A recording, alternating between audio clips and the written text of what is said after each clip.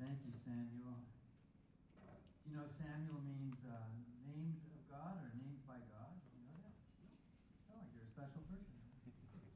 And Daniel is a biblical name. It means God is my judge. So what does that say about doing a debate? But it could mean, I think, I am God's judge. So this is how I like to see it.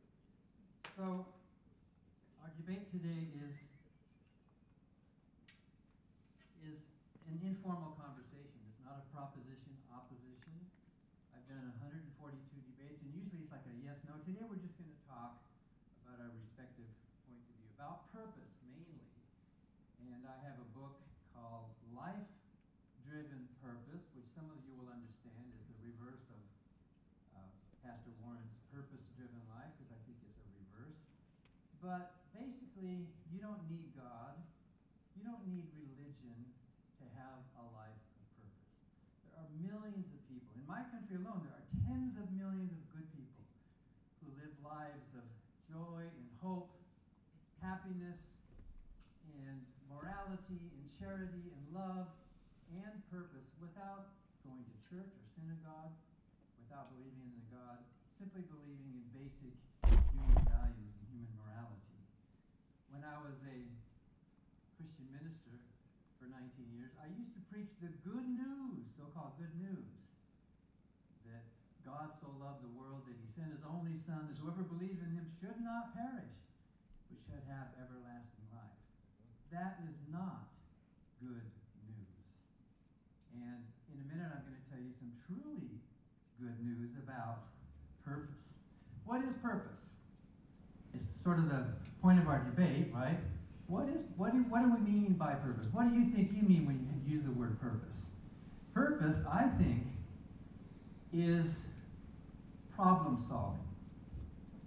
We meet challenges in life, and we have goals, we have ends, we have tasks we want to accomplish, and the effort of accomplishing that task, or at least trying to, is what gives us purpose. Purpose is goal-oriented. It has some kind of an end to it. Usually, purpose deals with survival or well-being. You want to avoid predators. You want to avoid natural disasters. You want shelter. You want food. You want to find a mate. There's 1,000 different things that we might, each of us, aim for in our life. And that aiming for, that striving for, is what we mean by purpose. But purpose can be looked at more than one way. I wrote a book called Contradiction. It's a word I made up, which indicates that often in our lives we get things totally backwards. We think from our point of view that we're understanding what's happening, but it's actually a reversal. It's a contradiction of what's reality. Have you ever been sitting in a train that's not moving, and then the train next to you starts to move, and you briefly think you're the one who's moving? Has that ever happened to you? Your brain got it backwards. A 180-degree flip. And contradiction happens in many areas of life. It can happen with relationships. It can happen with cause and effect. It can happen with mirrors. It can happen with a lot of things. Why do we say the sun rises? Does the sun rise? It doesn't, does it? From our point of view, we're looking at it as if the sun is rising, when actually we who are rising. That's 180 degrees flipped from what reality is, and yet we still use that word. I think contradiction also applies to the concept of purpose. Purpose can be seen one way or another. Purpose can be seen as top-down, a purpose-driven life, or it can be seen as bottom-up, life-driven purpose. And many of us, especially since the origin of cities and kings and dictators and emperors and that, we think purpose is a top-down kind of thing, when actually it's the reverse. It is bottom-up. For example, a hammer. A hammer is what? A piece of wood, a handle with some metal on it. What's the hammer for? What is its purpose in life? Well, the hammer doesn't have any purpose, does it? If you didn't know what a hammer was, you could pick it up and go, what is this? Oh, maybe it's a weapon, or maybe it's a juggling toy, or it's supposed to have a force to it. It can be used for a lot of different things. I actually once saw a driver of a trash truck stop outside our building, And the driver got out of the truck and took a hammer and laid it down in the street in front of the truck. And I'm going, what's he doing? He rolled out the trash bins, and he used that hammer as a chuck to stop the wheels from rolling down the hill. So that hammer itself doesn't have any purpose. It depends on the person who's using it. Living organisms, on the other hand, like the chipmunks in my backyard, and I write about one of my chipmunk friends in my book, Free Will Explained. When you see the chipmunk moving around, you think, what is it doing? Why? What's its purpose? Maybe it's looking for food, maybe it's trying to find a mate, maybe it's trying to avoid a predator, but you realize that the purpose of that little living organism resides within the organism. It's not something outside of it, using it as if it is a tool. When I was a preacher, when I preached Christianity, I preached that human beings are hammers. We are tools in someone else's hand. In fact, the Bible even teaches that. You should die to yourself. You should bring every thought into captivity into the obedience of Christ. Your life is not your own. Even Paul called himself a slave of Christ. What did I do with that water? I've been grabbed. When you're talking on the clock, your mouth gets kind of dry. And so the Christian system is basically a slave system. The purpose of a believer in Christianity comes from outside. It comes from top down, like you're a member of a military, or like you're a worker on a slave plantation. You take your orders from someone else who tells you what to do. But most humanists and most atheists don't view purpose as top down. We view it as life-driven purpose. Thinking about slaves, there have been many slave revolts in history.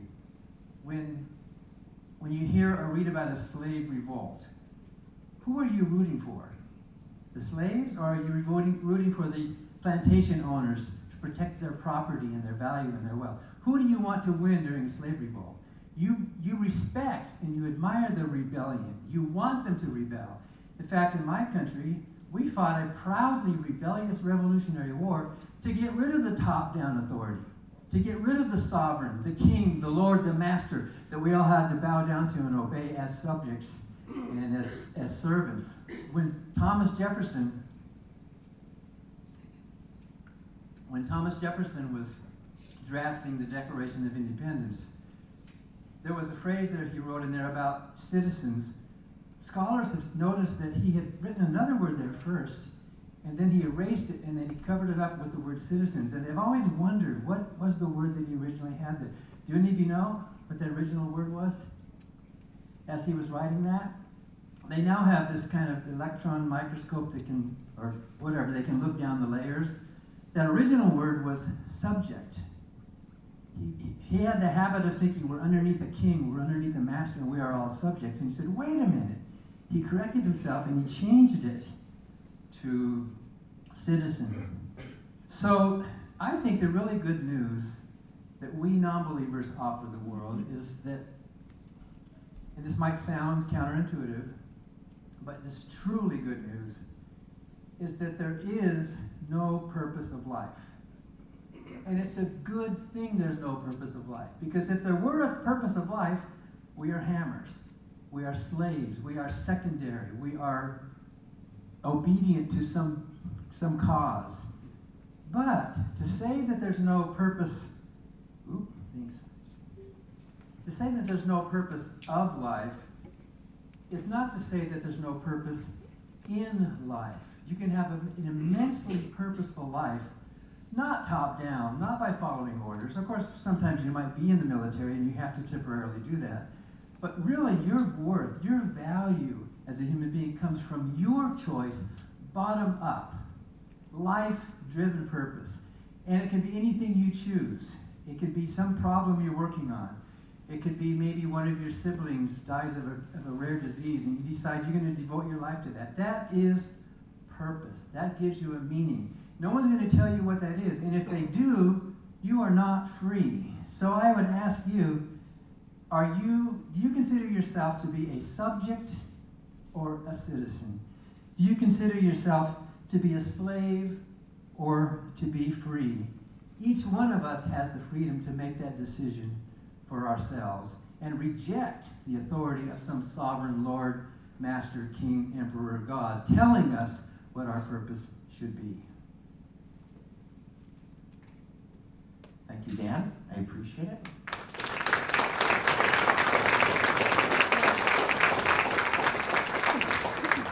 You know, when you get up on stage, I have a habit of it's actually very hard not to run over time. Dan, you didn't. You were right on it, so thank you. I appreciate that.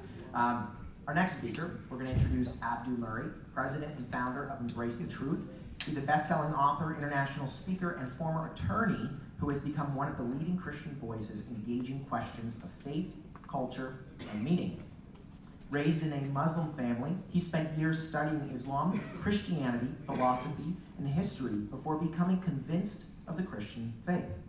Drawing on his background in law and rigorous argumentation, he now speaks around the world at universities, conferences, debates, and some of the toughest questions about belief and morality. I'd like you to give a warm round of welcome to Abdu Murray for his 10 minutes.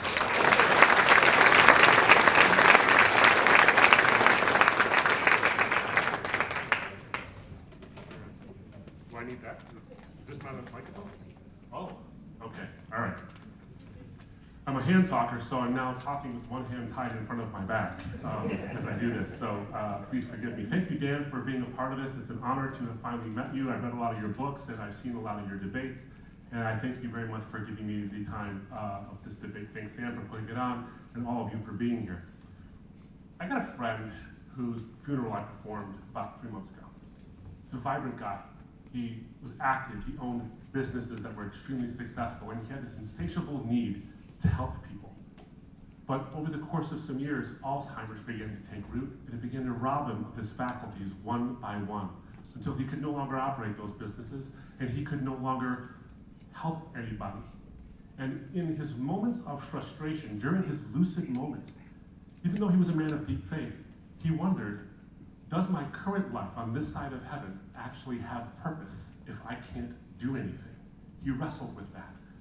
I think that longing is universal, regardless of your worldview. It's presumably what brought you here today. There is that longing for this understanding of purpose.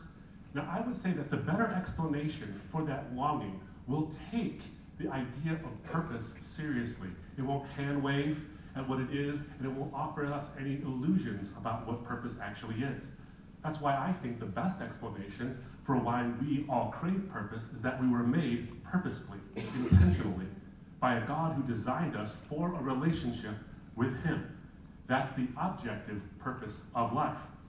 But within that objective purpose of life, there is a freedom, a genuine freedom, not an illusion of freedom, but an actual freedom to express yourself through the talents, passions, and hopes that you have individually in this life. Now, the universe in which we crave purpose cries out for explanation. It just simply does. And I don't think materialism provides you a good explanation, but I do think theism does. Everything around you, the chairs, this building, the air in the room, the stars, the galaxies themselves, and the universe itself, all could have been otherwise. They didn't have to be here. Philosophers call this contingency. Contingent things are things that don't explain themselves. They need an explanation outside of themselves to be explained. But you really can't have an infinite set of things that need external explanations. What you have to end up with at some point where you arrive is something that doesn't need explanation outside of itself. It is self-explanatory by the very nature of the kind of thing it is. It is a necessary being. That just seems logically so. In order to explain the contingent things, you need a necessary thing. And even the universe itself, the building blocks of the universe itself, those things need an explanation outside of themselves because they could have been otherwise. Now, the thing that explains everything, the necessary thing that explains everything, itself can't be physical or bound by space-time because the universe, the entirety of the universe, the physical universe, needs to be explained. And so the essential, I think, grounding and foundation of material reality is itself immaterial. Now, I could go into a whole lot of explanations about why I think that's the case and why that's a personal being as well, and there's a lot to do with the fine-tuning of the universe and all that stuff. I'm going to skip all of that for the sake of time. What I'd like to get to, though, is that immaterial foundation of the universe is conscious. And the reason I think that is because you and I are conscious. That foundation of everything didn't just produce chemistry. It produced you. It produced me. It produced the ability to have conscious thought. And consciousness is the most remarkable and extraordinary feature of existence. And it's the kind of feature of existence that I don't think materialism can adequately explain. In fact, most materialists would look at it and say, this is the hard problem of consciousness. It's literally called that. So immaterial consciousness that you have, the immaterial consciousness, is best explained by an immaterial conscious cause. So every thought you have right now is about something. Every single thought you have right now is about something. About this room, about your family, about whether you're agreeing with what I'm saying or not. That is what philosophers call aboutness or intentionality. But no mere physical thing has this property. I mean, a rock might be under a tree, but it is only in relation spatially to that tree. It doesn't have aboutness about the tree. It doesn't think about the tree. Rocks aren't about the trees they're next to. A set of neurons firing in your brain is not about Mozart's Requiem, and it's not about your grandma. It's just a physical event. And physical events are described by physical descriptions. And aboutness is neither of those things. Now, this isn't a gap waiting for better science to come along. This is a fundamental category difference. The fact that you have thoughts that aren't exactly the same as your brain states means that your thoughts are different than your brain states. So I'm saying that that fact that you have genuine thoughts about everything that's happening right now, you have genuine thoughts and feelings and judgments, that is a clue to the genuineness of your ability to actually choose and create purpose in this life. Because purpose itself is about aboutness. When you say your work has meaning or my marriage is purposeful, you're saying that those things are about something beyond mere existence.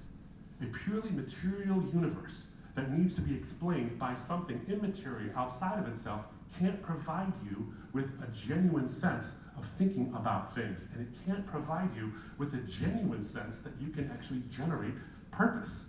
Both of those things, your consciousness and the will to be able to generate purpose, require something immaterial. They require mind. Now, if materialism is true, if that's all there is, then all that exists and all that happens is just matter in motion. And you don't genuinely think about things or come to conclusions. You believe the things you believe, and you do the things you do because of cause and effect. Just those forces there, that's it. And it's driven by blind evolutionary forces. And you have no way to know, by the way, even if that's true. That's why Thomas Nagel, a philosopher and atheist, said that evolutionary naturalism implies that we shouldn't take any of our convictions seriously, including the scientific world picture on which evolutionary naturalism itself depends. In other words, he's saying you can't take your thoughts seriously because materialism simply can't give you any reason to do that. You know, there was a quote from a movie called Things to Do in Denver When You're Dead that I think about when it comes to this idea of purpose in a material world. There was a man who was dying in the movie, and he said, humanity is just a mustard burp, momentarily tangy and then gone with the wind. Gross but fun. Materialism can't give you genuine purpose, because genuine purpose entails actual genuine free will. It's just brain chemistry if there's no immaterial intentionality. You have a feeling of free will, but it's only an illusion. It's a fairy tale. Now, if a personal God did in fact make us intentionally for purpose, we want to know, what does that purpose look like? What shape does it take? Well, I think it takes several shapes, and it can be individual to your life, but generally speaking, that purpose we're seeking is relational. We want what we do and who we are to matter to someone. It's sacrificial. The deepest experiences of meaning come when we give, not get. It's resilient to suffering. We want a sense of purpose that doesn't just blow away the minute life gets hard, and it's redemptive. We want to know that what's broken is not only endurable, but actually healable. And that's the story shouldn't end on the worst chapter. Now, which vision of reality actually gives you a strong sense of this kind of purpose that we're all longing for? Not an impersonal force or mere causality, that doesn't do it. mindless causality can't do that. A reality where we were created by a God who by his nature is relational, self-sacrificial, and redemptive makes sense of our desire for a purpose that has all of those elements. Now, because your mind transcends your brain and the dominoes of causality, that means you have genuine agency to be able to create effects in the world that wouldn't have happened otherwise. And that makes sense if you're created by a God who is also an immaterial mind that can create effects that wouldn't have happened otherwise. And the fact that we share that capacity means that that's what it means for us, at least in part, to be made in the image of God. You can genuinely forge your purpose genuinely in this life through the passions and talents and imagination that you and I have. Now, in my worldview then, we have both subjective purpose in this life and an ultimate purpose in the life, in a life that is, hold on, we're sharing contacts now. So I get 15 seconds more. So in my worldview, you have both a subjective purpose in this life and an ultimate purpose that echoes beyond this life. And that ultimate purpose you are invited to is to have communion with the one who explains everything, who is the grounding of all of foundation. There is no greater purpose than there can be for that sense of communion with the one who created everything and infuses it with purpose. Those two kinds of purposes, a genuine subjective purpose and a genuine objective purpose, are better than anything I believe materialism can offer. So I just want to end going back to my friend. My friend who I mentioned at the beginning, who wrestled with whether his life had purpose when he wasn't able to help anybody or do anything anymore. When his material brain was frustrating his immaterial mind, his purpose wasn't contingent on what he could do. His purpose was grounded in who he was. And who he was an immaterial, free-will being created in the image of an immaterial, free-willed being. If you're looking for purpose, I assume that's why you're here. I offer you these two because they are the best ones on offer. Thank you.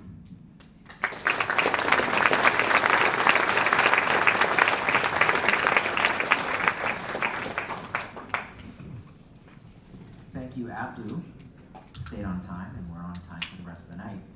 So the approach that we're going to take going forward for our panel conversation is I'm going to bring this down so that we can have everybody see over here, all right?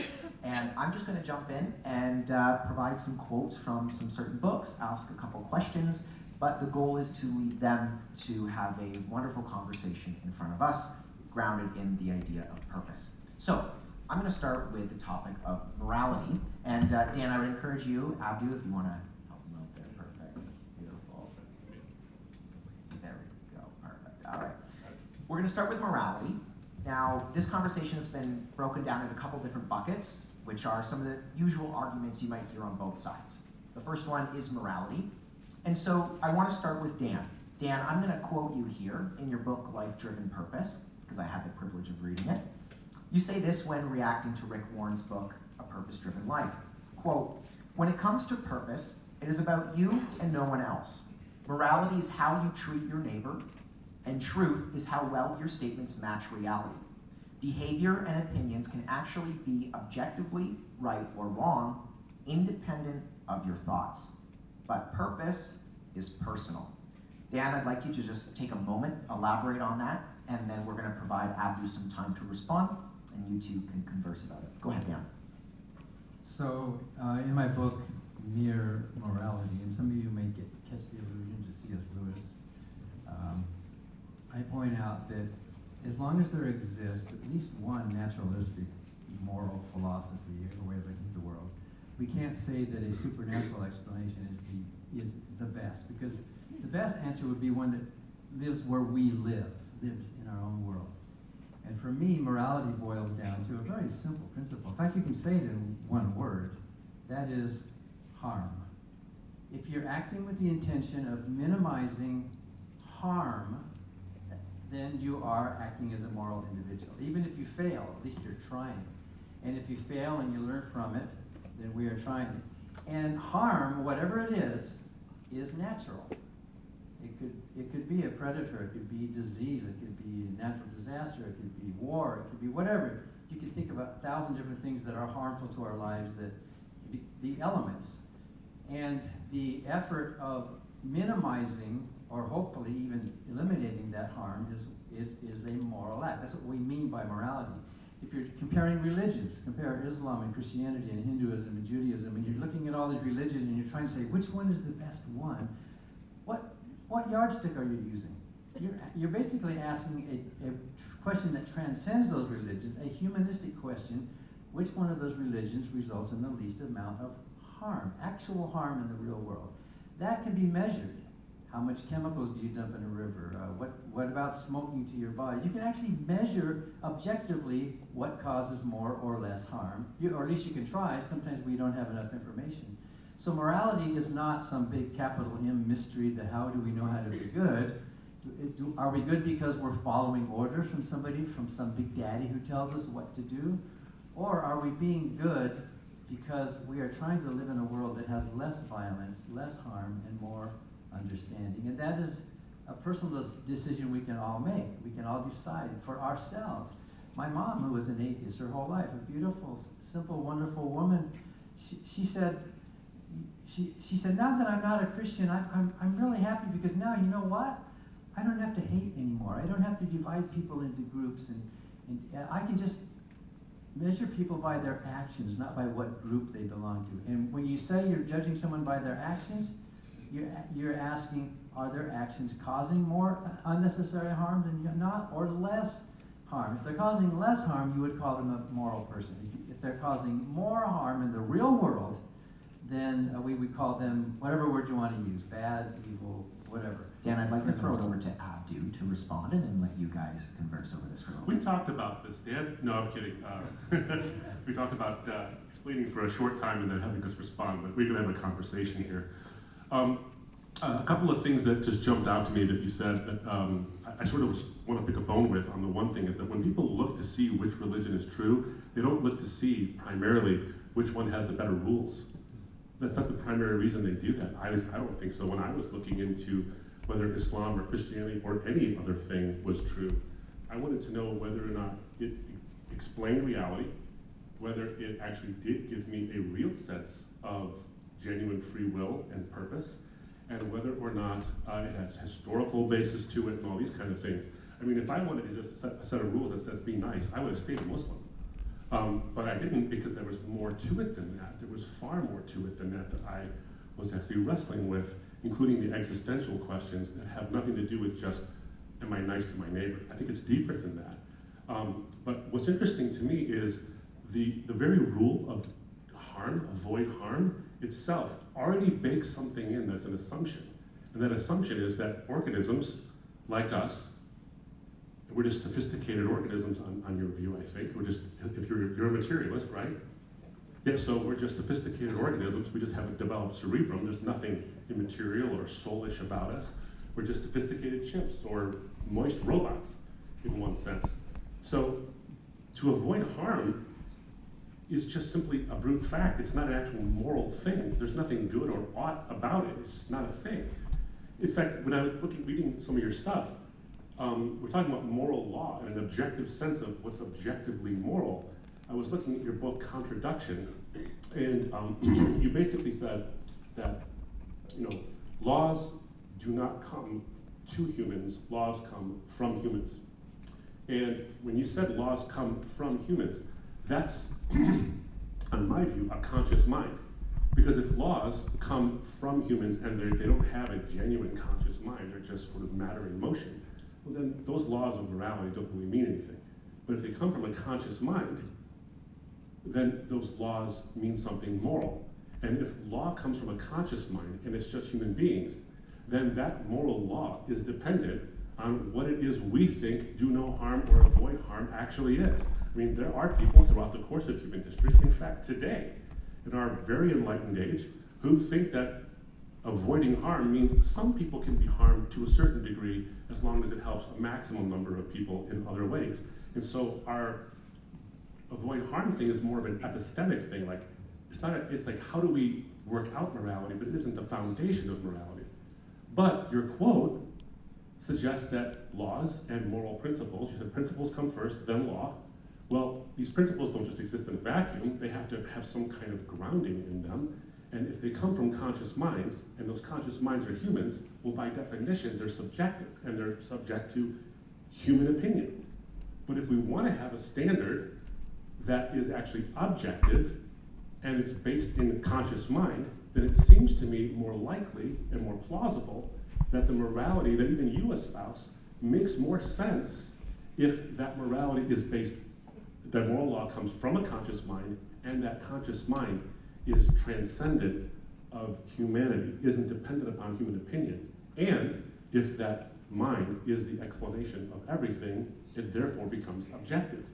So to me, I know that you believe in objective morality, I just don't see how you can believe in objective morality. So I did not say that we were comparing to see which religion is most true. I said which religion is the best. And we're judging a religion, we judge by their actions. So maybe Christianity is true, maybe Islam is true, but if you're looking at the actions, the actual results of that, and the morality you just described from the so-called conscious mind of your creator cannot be the God of the Bible then, because that God caused a lot of harm, the genocides and the pyromania, and he even took credit for raping women. I mean, there's all sorts of actual physical harm being caused, either commanded or committed or condoned by the God that you believe in. And I wrote a whole book about that called God, the Most Unpleasant Character in All Fiction, with more than 1,500 passages showing that the God of the Bible cannot be a basis for moral values, because there is no moral. The only true value in the Bible is obedience, and that's it. And natural organisms, as we evolved, we naturally recoil from harm. If I stick my hand in a fire, I don't have to deliberate and say, I wonder, look at these, that heat is causing these cells to be damaged, and that's going to compromise my ability to function. I think I will conclude that I should pull my hand out of the fire. No, we naturally recoil. As natural organisms, we don't like natural physical harm, and so that is what we are trying to do as a moral person in a natural moral philosophy. We're trying to have a world that minimizes that actual, measurable, objective harm. And there are different naturalistic moral philosophies. You know, there's utilitarianism, there's like a negative utilitarianism, and there's others. But as long as there exists a workable, natural moral philosophy, we can't say that a philosophy based on the immoral principles of the God of a Bible, for example, is better than actually a measurable system. So a couple of things on that is that, one, I read Godless, and I just, for my responses, because I can't respond to all the passages you put out, but I do remember reading it and seeing that it's quite immaterial to what we're talking about. My message was essentially, how do we ground purpose? And I think in an intentionality of human beings, which an immaterial soul or an immaterial consciousness makes better sense because of an immaterial creator. So that's sort of an aside, but nevertheless, that doesn't have anything to do with my point, but I have seen, and I will just say this for the sake of response on this, without getting into the weeds on it, is having read those things and that book, I saw quite a bit of ripping things out of their context, both culturally, textually, and historically, to make it say something that it doesn't actually say, or make it seem in the worst possible light. Can you give an example? Oh, absolutely. I can give you a bunch of examples. Let's just avoid getting too specific. If we can, let's try and keep it towards purpose. Abdu, I'm going to give you about a minute here, and then I'm going to quote you. Oh, sure. Yeah, absolutely. Well, I asked that question because you throw that out, that it's out of context, but I was very careful to consider the context and the language and the intended readers. Well, each one of those passages, and I even in the introduction pointed out, context is important, and here's why these verses mean what they mean. So I did my homework. Yeah, well, it seems to me that you can still get it wrong when you do your homework. I mean, I got a couple of examples I can think of, but to respect what Sam is saying, maybe we won't go into some details, but as an example, when you say the whole thing about Elisha and the bears, for example, and that, Elisha was being threatened by young boys, or he was not even being threatened, he was being made fun of by young boys, and then God brought out these bears, these she-bears, to kill the young boys because they dared to make fun of Elisha and called him bald. The reality is that phrase can be translated quite easily into young men. And in the context of the passage, They're on a road in the wilderness. And young boys simply didn't go out on the road in the wilderness because out back then, being out in the woods was not very safe like it is today. So it's young men, and they're out in the woods, and there's more than 42 of them who come at and accost Elisha. And when they say, go on up, Baldy, they're actually, in the middle of this whole context of what's going on, they're actually saying, you don't really have God's protection. It's an idiom about that, not having God's protection. And because of all of that, this is a gang of young men, more than 42, who are going to threaten Elisha. And then God protects his prophet by bringing bears to protect Elisha and kill those young boys. Or not young boys, those young men. Abdu, So I'm going to give an example of that, but anyway, yeah, go ahead, sorry. No worries. So I'm just going to, for the sake of keeping this towards purpose, if we could maybe try and stay away from specifics to this level, that's a separate conversation on biblical philosophy, right? So let's try and keep this to purpose. That's why everybody's here. Abdu, I'm just going to quote something from your book. I'm going to give you about a minute and a half to respond if you don't mind. And then Dan, I'd like you to respond to Abdu's quote, what he says. In an interview online, Abdu, you shared, quote, "In our identity-obsessed world, where everything is a matter of our feelings and preferences, we've shaved off what it means to be human even further. So now we have this paper-thin, unbiblical idea of identity. Now that it's so thin, it's as thin as the bumper stickers we use on the back of our Subaru. Our identities can be changed at will, and if you remove the idea of truth not being objective and it being unknowledgeable, then what it means to be human collapses as well." About a minute and a half, and then Dan, I'd like you to respond.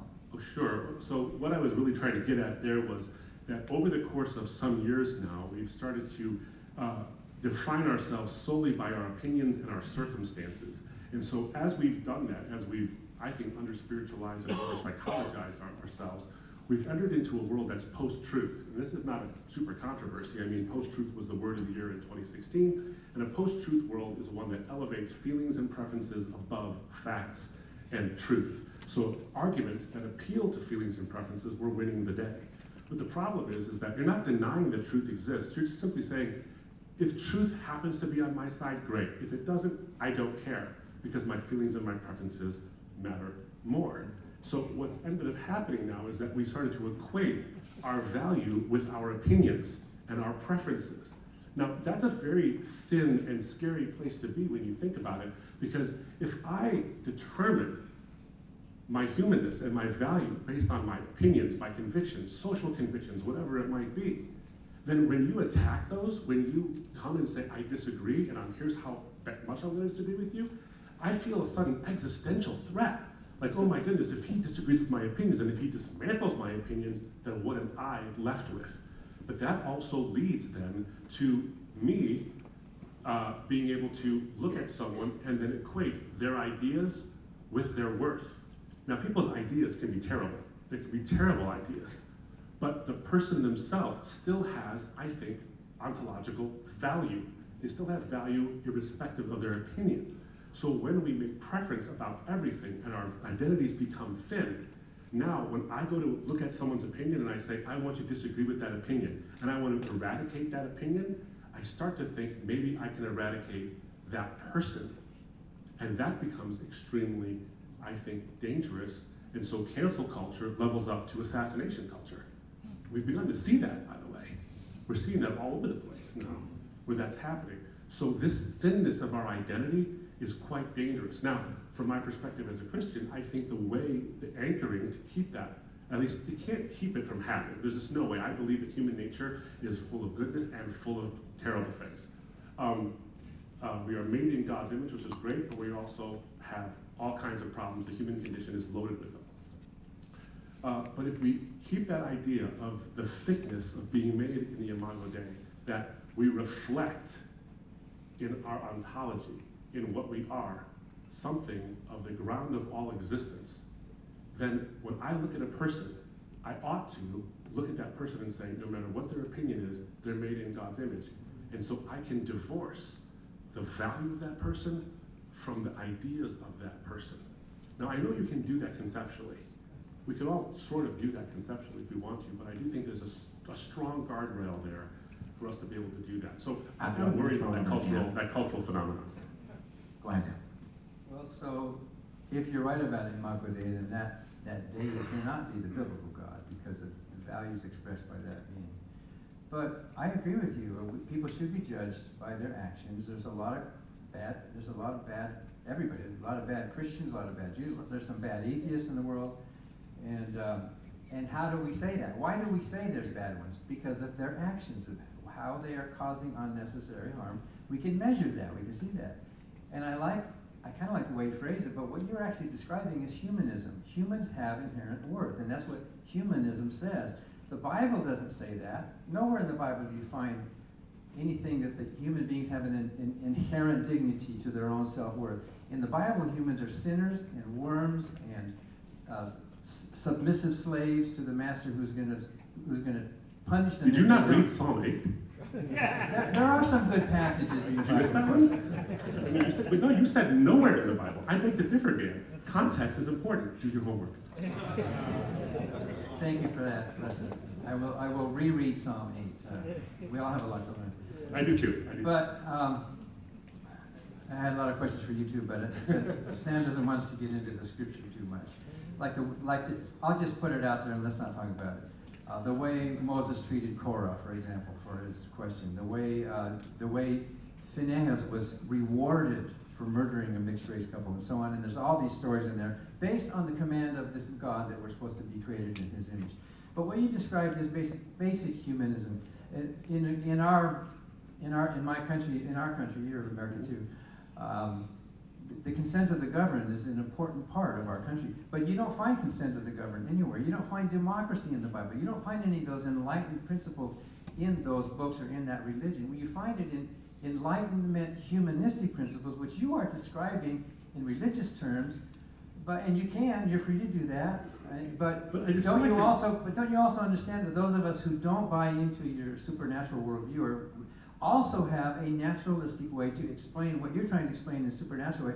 It works for us, and there's a lot of non-believers who think, why do we even need that supernatural framework when we can have a life of purpose and value as real human beings in the real world? So. Yeah, I see what you're saying, Dan. I do get it.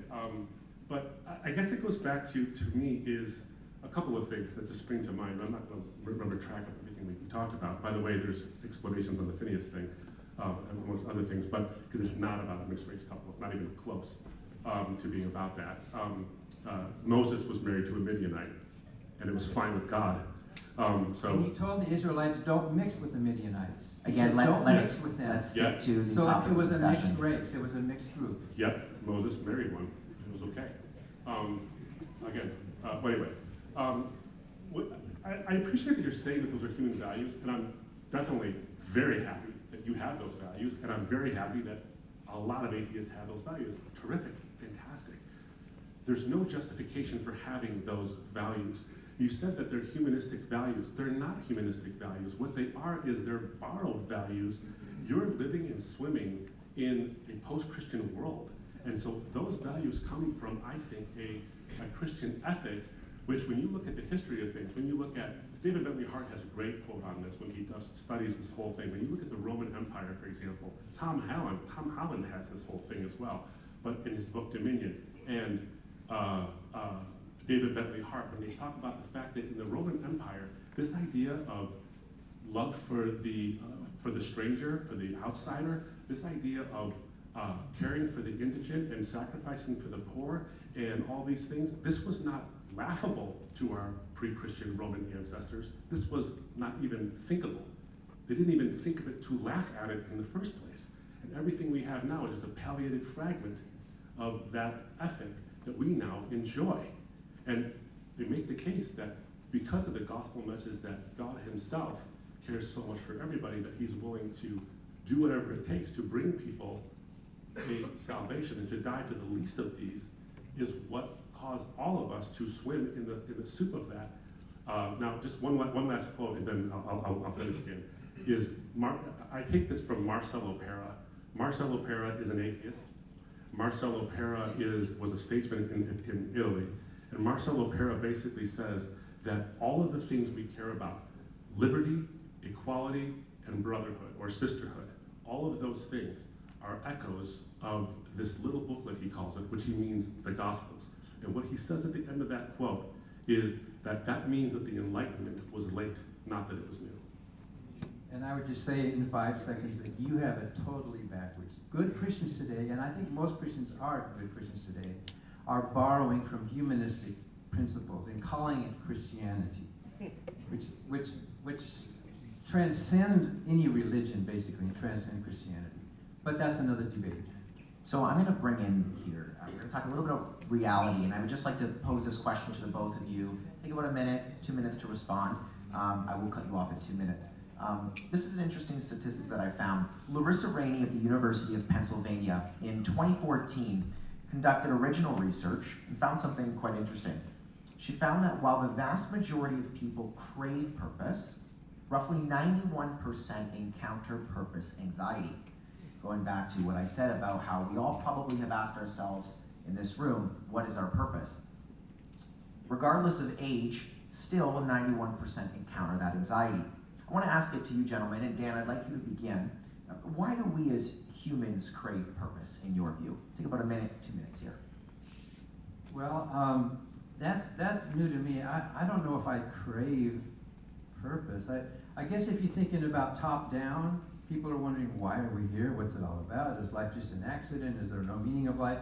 Maybe in that big sort of metaphysical picture, maybe a lot of people are asking themselves why. But if you flip it, then I don't crave purpose. I have purpose. I create purpose. We live in a life where we have problems to solve. There are challenges to meet. And in the process of doing that, all of us in our lives, we have things that we have to do. We have to pay the rent. We have to change the diapers. We have to mow the lawn. And we have to protect against disease. There's all these things that we do that are purposeful. Our life is filled with immense purpose every day.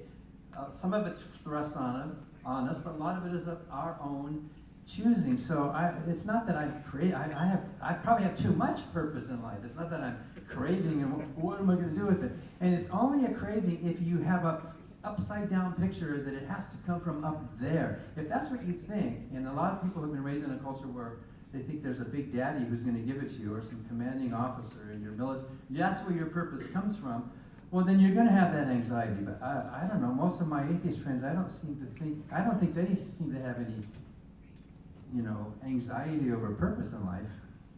Thanks, Dan. Go ahead, Abdu. Yeah, well, the statistic itself is startling because it's not most people. It's 91% of people. So maybe the 8% who don't have anxiety are atheists, I don't know. But 91% of humanity has an anxiety about trying to find that sense of purpose in their life. And I think that that is a clue to the fact that we long for purpose in and of ourselves. What I mean is we long for purpose in an objective, sort of ultimate sense. That's where the anxiety comes from. Now, I think that there's a clue here because for every legitimate purpose, for every legitimate desire, there's a legitimate fulfillment. We're hungry because there's food. We are thirsty because there's water. We crave relationship because there's other people. We crave purpose because there is an ultimate purpose that will fulfill all of us.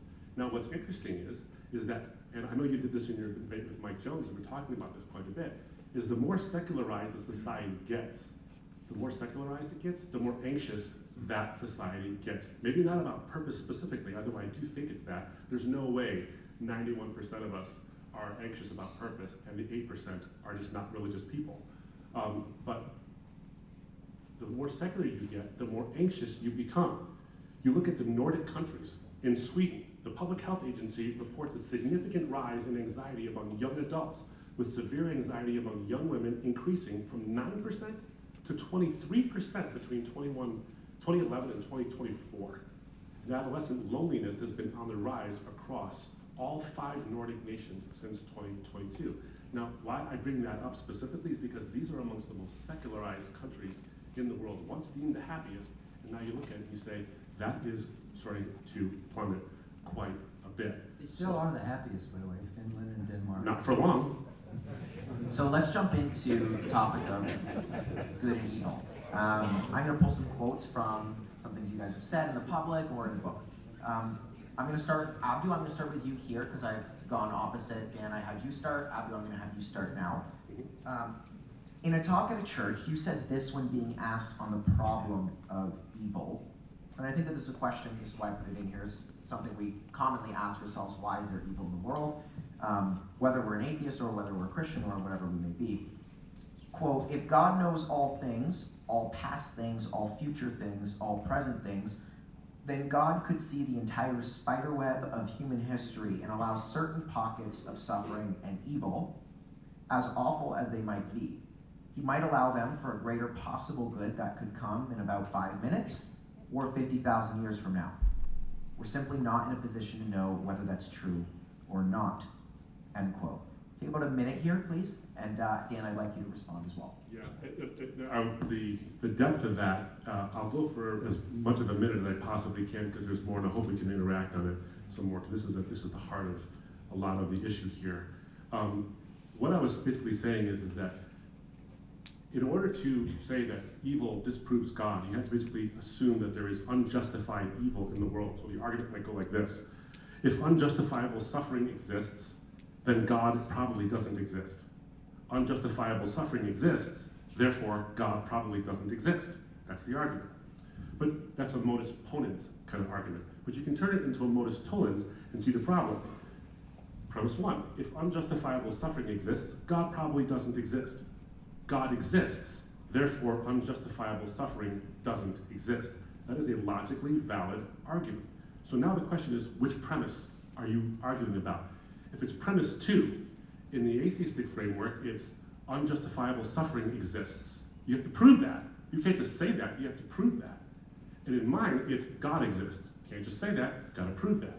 I would very much rather be in my position on that one, because the burden of proof to say that if a God exists, an omnipotent, all-powerful God can't possibly exist in the world with unjustified suffering. You have to prove that that suffering is unjustified. What that means is you have to assume that you had all the resources available to God in terms of all the circumstances and all these things, and then exhaustively know everything there could possibly be in order to disprove that God, to shore up premise 2, which is unjustifiable suffering exists. And you simply can't do that. The burden of proof on that is astronomically high.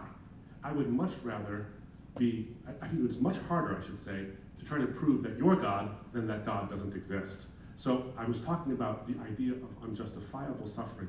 But if I could, as we interact on this, I'd like to just come back on a couple of things that I really do think that there is something that's a little more less than just a philosophical argument on that. Okay, thank you. Dan, I'm going to give you a couple minutes here, so feel free, and I'll jump in when we want to converse on it. So one of the problems with your syllogism there is that it's not falsifiable. There's no way to test. There's no way to actually know whether the suffering is unjustifiable in the big picture.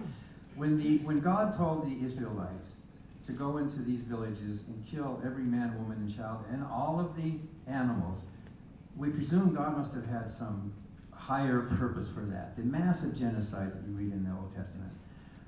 When these big sweaty Hebrew soldiers were coming through and killing the men, killing the children, and he's just about ready to stab a pregnant woman, does he stop and say, oh, by the way, this is not evil. This is actually a good thing I'm doing to you, because in the big picture, years from now, there will be some good come from this. What is that person supposed to think? That's actual physical, irreparable harm, not explained to that person.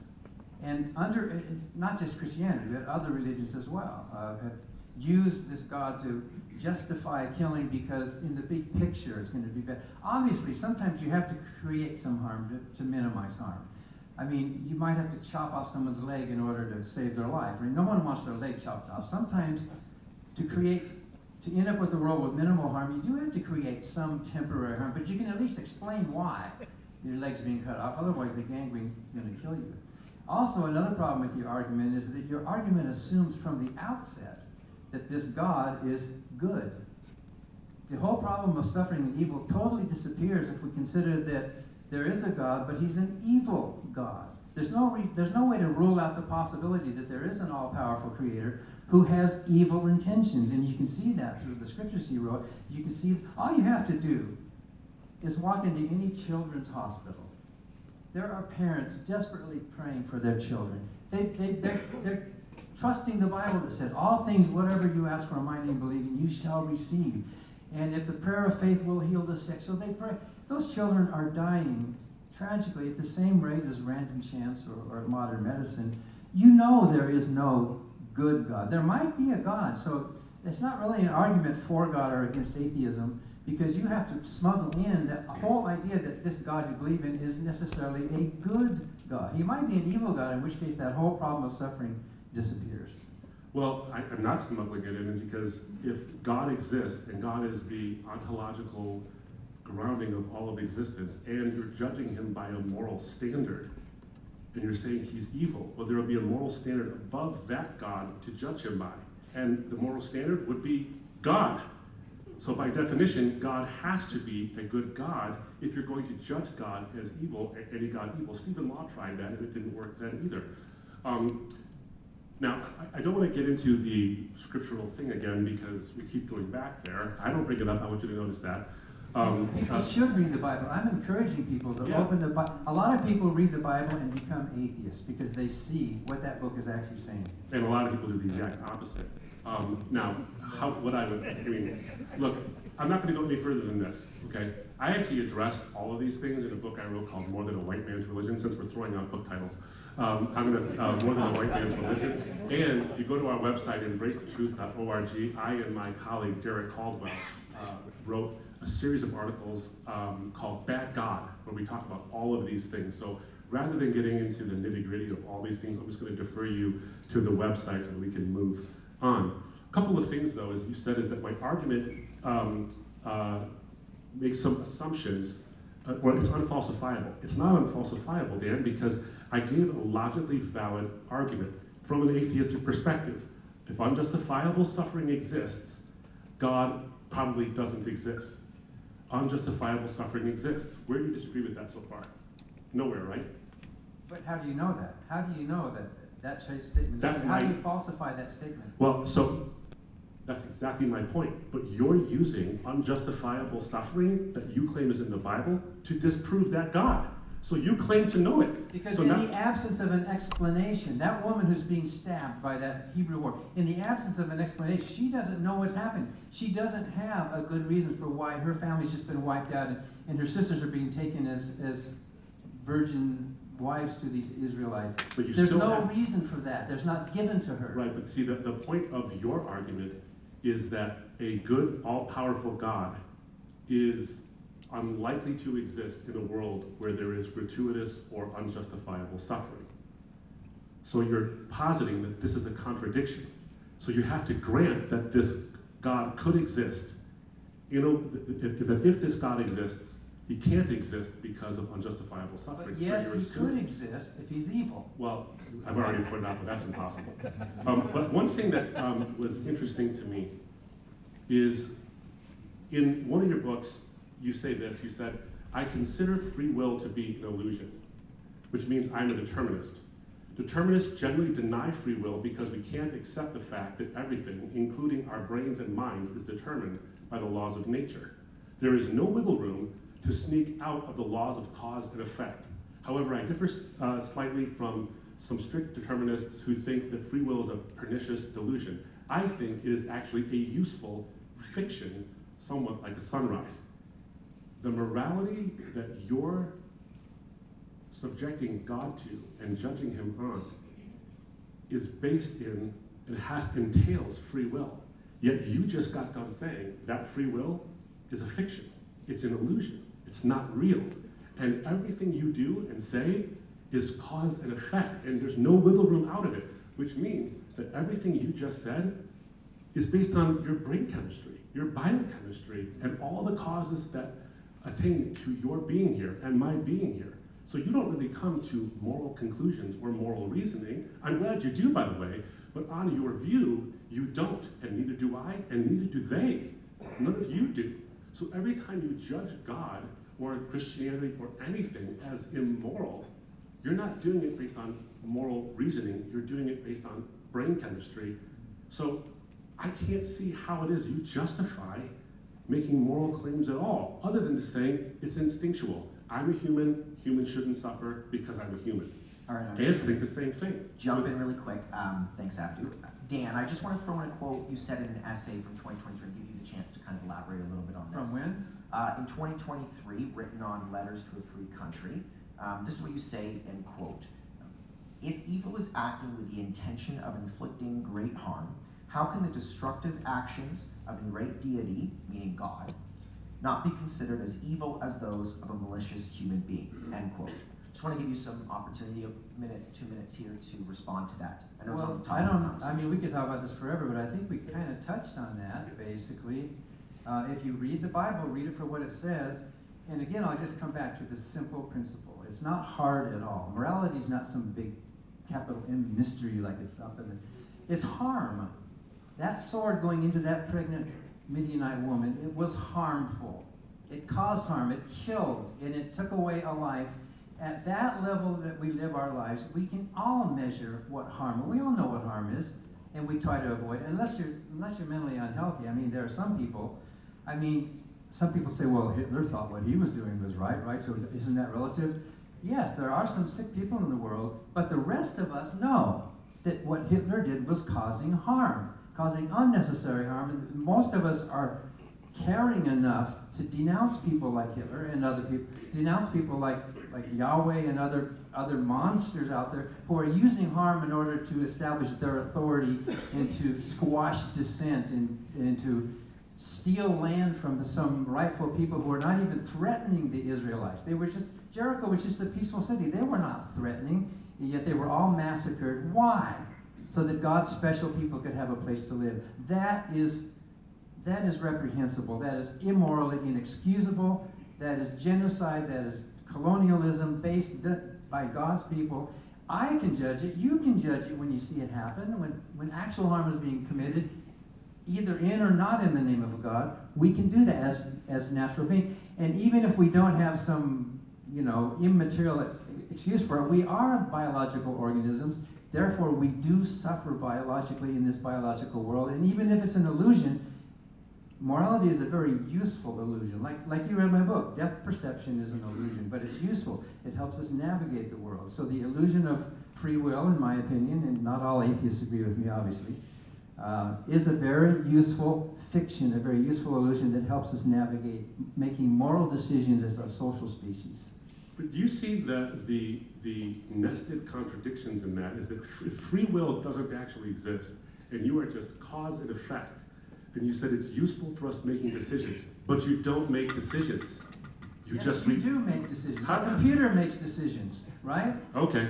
Computers make decisions. They come to a point. They make calculations, Dan. That's different. I give you about a minute, 2 minutes to respond to Dan. Sure. But that's what I was getting at, is that this smuggled in words like decision and judgment and all these things, if you are basing it on a cause and effect chain that you can't escape, according to your own words, well then there is no judgment, there is no decision. You just do things, and that's all there is to it.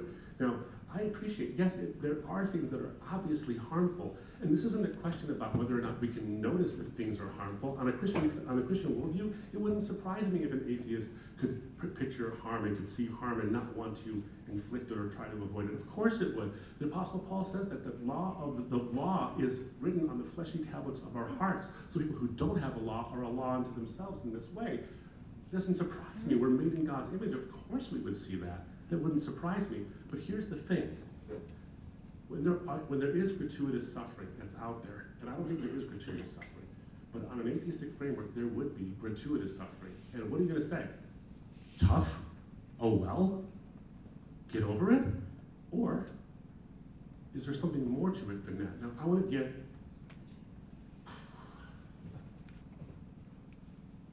a little personal because, not with you, with me. Because it goes back to that phrase that God could allow suffering for a greater possible good. In 2024, in October, my dad was murdered. Two men conned their way into my parents' house, pretending to be utility workers, led my dad downstairs on the pretense of looking for a gas leak, and attacked him and killed him and assaulted my mom, but she lived. I haven't asked these questions to prepare for this debate. I've been wrestling with these questions in a real honest way for 18 months. In a real honest way. And suffering quite a bit through all of this, because when you're touched by evil, evil is no longer a problem. Evil becomes scandalous in some ways. And so what has anchored me and moored me to see that suffering doesn't have to be gratuitous is that I can trust that my suffering, as unjust as it is and as awful as it actually is, from personal experience, I can say and I can trust that there can be some greater good that can come from this suffering in some way, because God himself in the scriptures tells us, and I think history shows, that God did use suffering for the greatest possible good, which is the salvation of the entire world. So I trust what God can do with my suffering because of what God did do with his own. I just want to say I'm so sorry about your father. That is so horrible, and I just feel so bad about something like that happening. It seems kind of random and purposeless. But, you know, my life has also had suffering in it, and unexplainable, almost like, why in the world? I'm talking about something that happened with my brother. So yeah, we live in a world that has a lot of sharp edges in it, and also we live in a society that has some people that are not kind, who are not good, and who knows if those attackers were believers or not. It doesn't matter. It's their actions that we judge them by. So I'm going to get into purpose and agency here, Abdu, if that's okay. Of course. So one of the questions I just want to pose to the two of you, before I get into some of the points that you made in some of your books and whatnot, is the idea of this. Is purpose given? Is it discovered? Or is it self-created? Dan, I'm going to give you about 2 minutes to defend your view on if you believe purpose is given, discovered, or self-created. And Abdu, I'm going to give you about 2 minutes to defend your view. Dan, go ahead. So it's all three. It depends on the context. If you are working at a job and you have a manager, or if you're in the military and you have a commanding officer, if you are spending some of your time in one of those situations, then of course it is given to you. Your manager tells you, your supervisor tells you, your boss, and in that case, yes, purpose is given. You are secondary. You are not choosing it. You're choosing the job, and you're glad to do it, hopefully. But there, in that case, purpose is given to you. Sometimes it's discovered. Like I said earlier, maybe one of your siblings dies of some horrible rare disease, just out of, wow. You didn't grow up thinking you were going to spend your life doing that, but because of that, you discover there's this problem here, and so you might choose to spend your life fighting that rare disease, or whatever. It could be anything in your life. But primarily when you're talking about personally, purpose is the purpose that you own. Purpose is created. And if you are a slave to a plantation owner, then you have purpose. You want to stay alive, and you're taking orders, but it's not yours.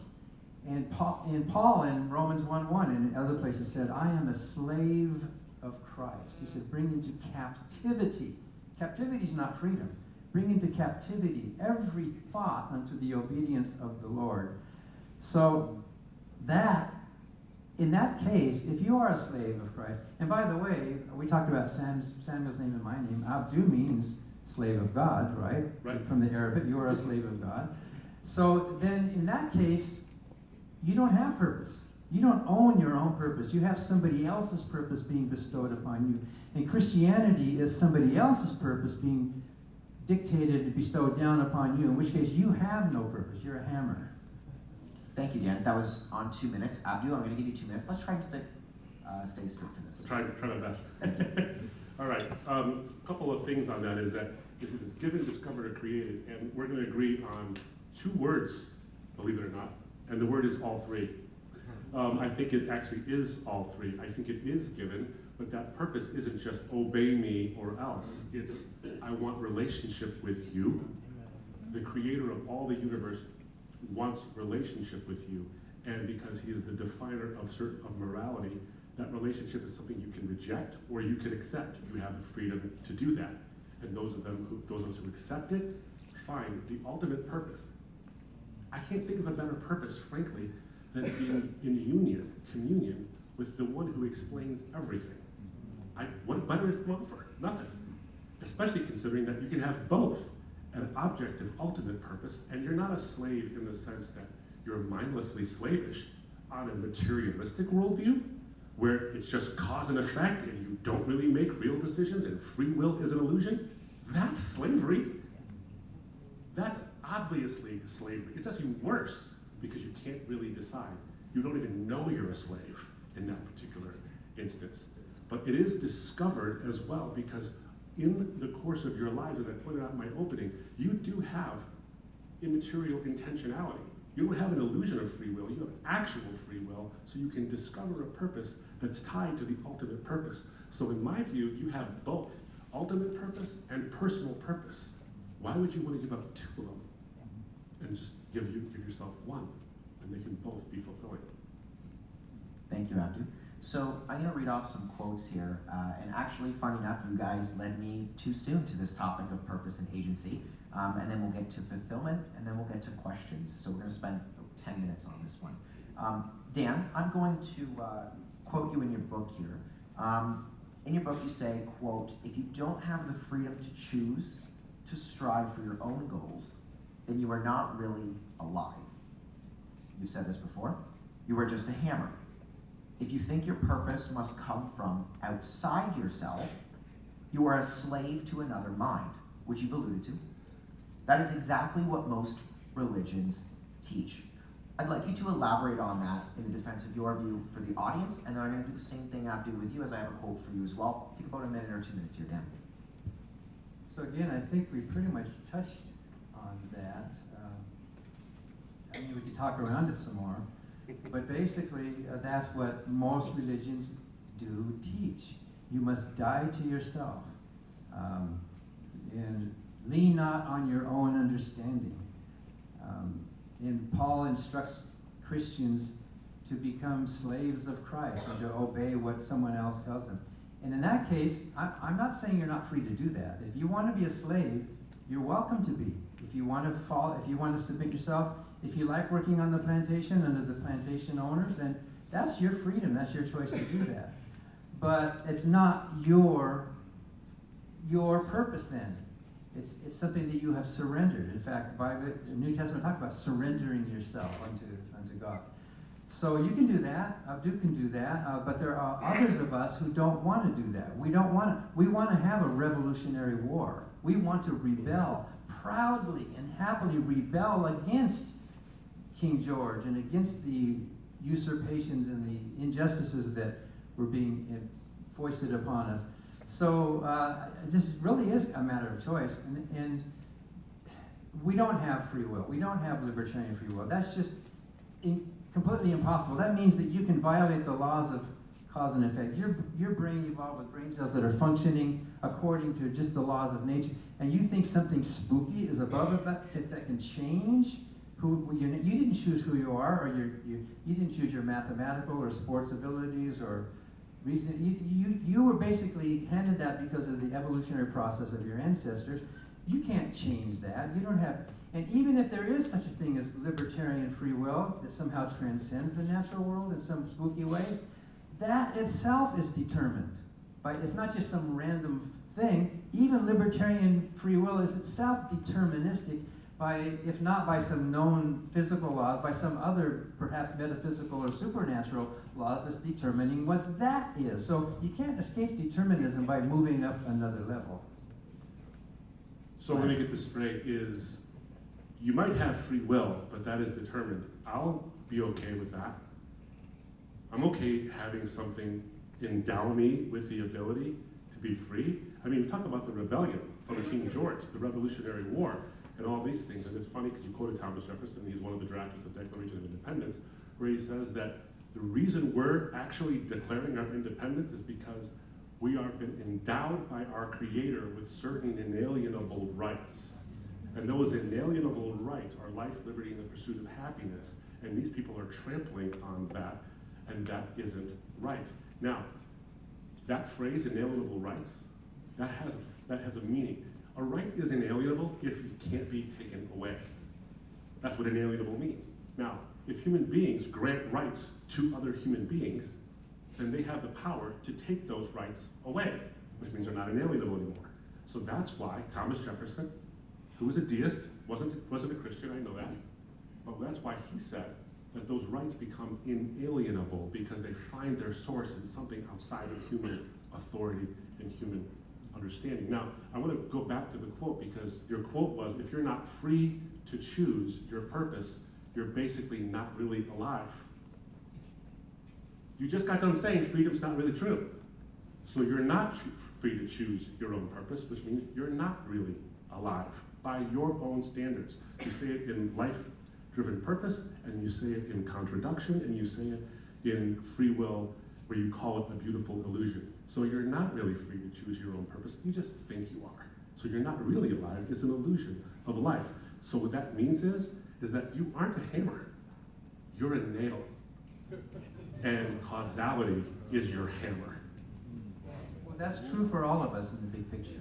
Determinism pretty much is materialistic and physical, and that's true for all of us. But our brains are complicated enough that we have these illusions. Depth perception, for example. There are a lot of illusions that help us. They're not true, but they help us navigate the world in order to survive. We evolved because of survival instincts. So you can't escape the actual fact that your brain is functioning by physical. There's nothing in your brain that's not natural or not physical. It is functioning. It is the synapses, the electrochemical things that are happening are there. You are not controlling that. That's controlling you. You are a result of physical process controlling you. But it's interesting that as social animals, we have developed what you might call emergent, some people call them emergent properties. And Dan Dennett, in his book, Consciousness Explained, talks about kind of a center of gravity. These are very useful, but when we die, they're gone. When you die, that is all gone, and our functioning stops, our body stops, we are dead, and that's it. Well, there's a lot more to be said about this. This could be an entire different debate as well. It should be an entire. We've done the entire. Maybe we can do round two if everybody wants to come back. Yeah, exactly. Abdu, I'm going to give you about a minute here. Oh, that's great. Sure, yeah. About a minute, and then we're going to get into some fulfillment and consequence here. Sure. Well, a couple of things I'd say on that is, one, the Bible is actually a complex book which has subtlety and nuance written all throughout it. So you are to take captive every thought, that's true, but that sets itself up against the knowledge of Christ. The reason why you do that is because you're taking that which is false, and those things that could in fact infect your mind for falsity, and taking those things captive, including various temptations that might deter you away from the fact that you were bought with a price, that you were so infinitely valuable that the infinite one paid an infinite price to spend infinity with you. And anything that drags you from that, you should actually take captive. Now, by the way, notice something. You're the one doing the captive taking. You have the authority to make the captive taking. You're not surrendering something, you're taking captive those thoughts. You have control over your own thoughts. Unlike in what Dan just said, is that you don't have control over those thoughts. It's just yes, you shenanigans. do. You don't have free will control. You have control, but it's not libertarian. You do have control. In what way? In the same way that a computer has control. In the same way, computers are making decisions based on input and output. We make decisions based on perceptions, input and output. Our brain is functioning much differently from a computer. But you can't say computers are not making decisions, even though sure they I don't. Can. Yeah, no, you can't. They make decisions. They come to a point. They based on the. You can't tell unless you have that input that comes in, which way it's going to go. So it's depending on the environment and the perceptions of that computer, and then it's making decisions and branching depend. And you wouldn't say there's some libertarian free will within the computer. Of course, it's simplistic and it's not a direct comparison to human brains. But our brains are also physical machines, and they are making decisions based on input. Yeah, I'm not denying it. I don't think anybody denies that the physical world has an influence and a shaping to the way things are. But the reality is that when you actually look at the consciousness studies, and there's plenty of them, when you look at them, we have this aboutness. That's what I was talking about in my opening statement, is that you have thoughts about things. Now, there's a law about identical things. This and this are the same if this and this share all fundamental and identical properties. And if anything about this thing can be different than this thing, then they're not the same. So a brain state, a neuron firing, some kind of electrochemical action in your brain isn't about anything. It's just chemical reaction. It's just electromagnetism, or not magnetism, sorry, just biochemical. It's just electric currents going through your brain. It's not about anything. So the fact that you have conscious awareness of your own conscience, which isn't a brain state, and that you have aboutness means that there's something that isn't the same as your brain state. It's just not. If it was, then we wouldn't be thinking about a whole lot of things. That can all be explained in natural terms. Have you read Doug Hofstadter's book, I Am a Strange Loop? When the level of thinking becomes, you're not just perceiving the world, you're not just aware of the world, but you're aware of yourself being aware. There's a feedback loop that happens. And in a brain as complex as ours, this feedback loop gives the illusion of, oh, look, there's something immaterial here, when it's not. It can be explained in a purely mechanistic way, and it's beautiful, it's amazing, it's wonderful, but it doesn't require something outside of ourselves to explain what's happening inside of our brains. You can explain it in a purely naturalistic way. Well, I think we can agree to disagree on that one, I suppose, for purposes of time. I think that there's plenty of reasons to believe that you have an immaterial, actual volition. So I'm going to give you gentlemen an opportunity here to really defend your side of things and not necessarily explore the other. And then we're going to get into closing statements, and then we'll open it up to questions. We'll get the mic out in front. Abdu, I'm going to start with you, and then Dan, I'm going to flip it over to you. Abdu, in your book, Saving Truth, you say, quote, "The intensity of Jesus' suffering on the cross as our substitute shows the depth of our depravity. The fact that God incarnate in Jesus subjected himself to that suffering in our place demonstrates our sublime value. The cross blends realism and optimism together." End quote. Can you just elaborate on that a little bit? Sure. Just a little bit, if I can. Again, just defending my position on this is when you look at the human condition, you can have people sell you something, and that something they sell you is what you want to hear. And what you want to hear is how great you are, and how awesome you are, and all these things. But you also don't want to hear how terrible you are, but we do get this sense of being sold something when we're told unrealistic things about ourselves. Jesus is an ultimate realist. He says that out of the heart come evil thoughts, adultery, theft, false testimony, slander, and murder.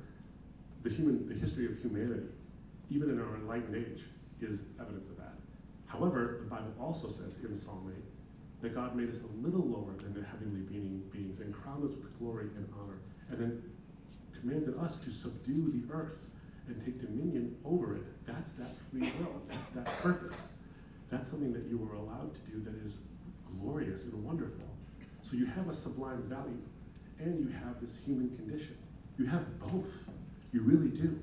And so what the cross is basically saying is that you are so infinitely valuable that I take your actions, God, this is God, I take your actions seriously enough to say your evil actions and your sin and the things you've done wrong, that goes into eternity. That has eternal consequences. And that's a compliment to you and me. It means that what you do in this life really matters. And the good things you do have echo into eternity as well. And what you do really matters. And that way the cross is an ultimate compliment to you and I, and gives you and I dignity in that sense. Now the depth of Christ's suffering means that that's how seriously, that's the cost it took. So how I think of it is this way. Pure economics, how do you know how valuable something is? You know how valuable something is by what you're willing to pay for it. Now, you can have a subjective value, or you can have an objective value.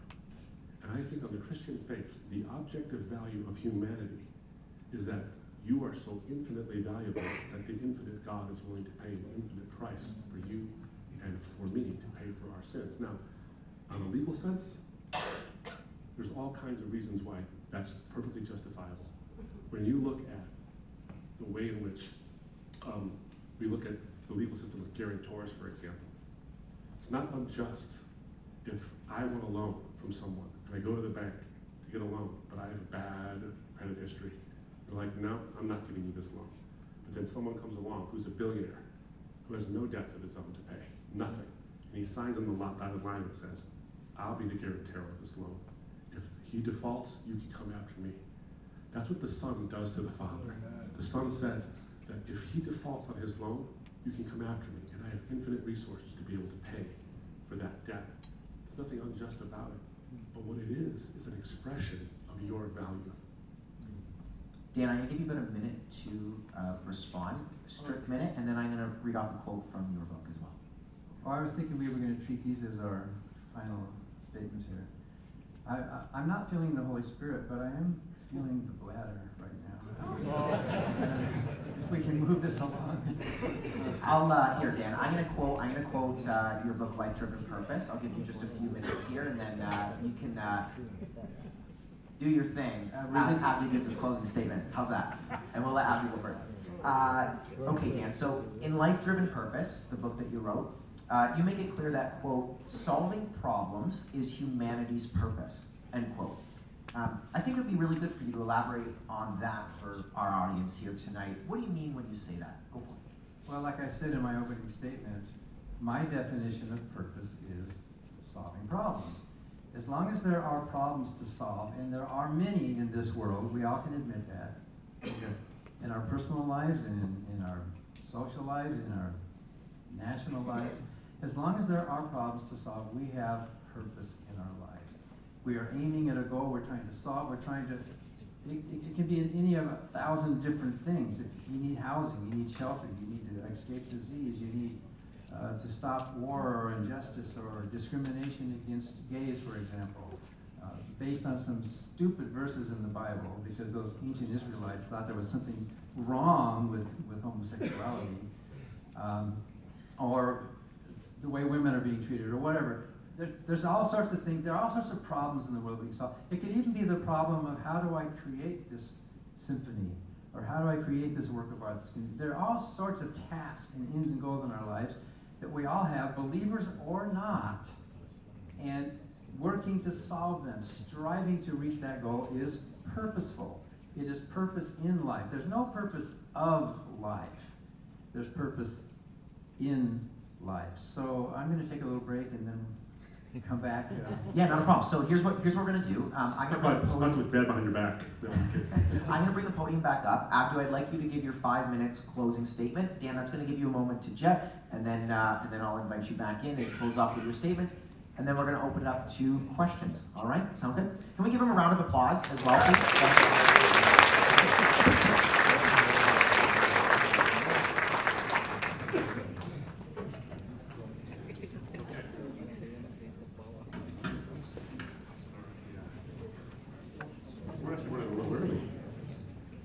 Feels a little unfair for me to give my closing statement with Dan not in the room, but he left. Of his own free will, by the way. Actually, you could say he was determined, his bladder full. Look, the reality is I don't need to refute Dan's thesis, I just need to restate it. Dan says if you don't have the freedom to choose to strive for your own goals, then you are not really alive. In other words, choosing is the most meaningful part of being alive. But free will is an illusion. So there isn't purpose of life, and there's no purpose in life either. On a materialistic view, this whole debate is the epitome of irony, because everyone is here because blind, mindless forces dictated that you would be here to search for purpose. What a bizarre thing to think. Those who are convinced or unconvinced by anything that Dan or I said, you didn't do that because you actually thought about it and came to some concerned judgments and weighed the evidence and all these kind of things. You did it because of brain chemistry. That's it. You are the nail, and cause and effect is the hammer. So in Dan's view, we're not hammers, we're nails. And causation is that hammer, and biochemistry is that hammer. Which, I hate to say it when he's out of the room, but I sort of think that he should change his book title from Life-Driven Purpose to Biochemistry-Driven Purpose. At best, materialism can offer you a mustard burp. You're momentarily tangy and then gone with the wind. And so what's interesting is that by arguing against purpose in life, sorry, let me strike that. By arguing against purpose of life, materialism actually undermines purpose in life. And by trying to eliminate one, he's left you with neither. But in the Christian view, purpose actually makes way more sense. So you have both. You have an objective purpose. And that purpose is communion and relationship with the creator of all things. But you also have a personal one.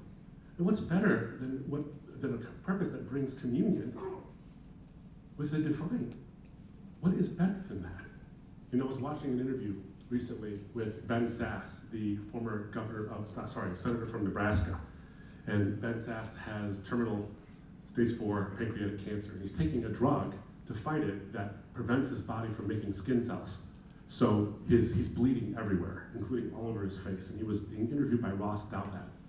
Here's a guy who's suffering, but finds an immense amount of purpose in the fact that the struggle is real, and he can find purpose in the struggle here, but he also finds purpose ultimately in something that he's going to meet very soon, which is his maker. And what he said was, human purpose is not fake. It's not this sort of illusion. He says it's getting to approach the divine and call him Dad. That's glorious.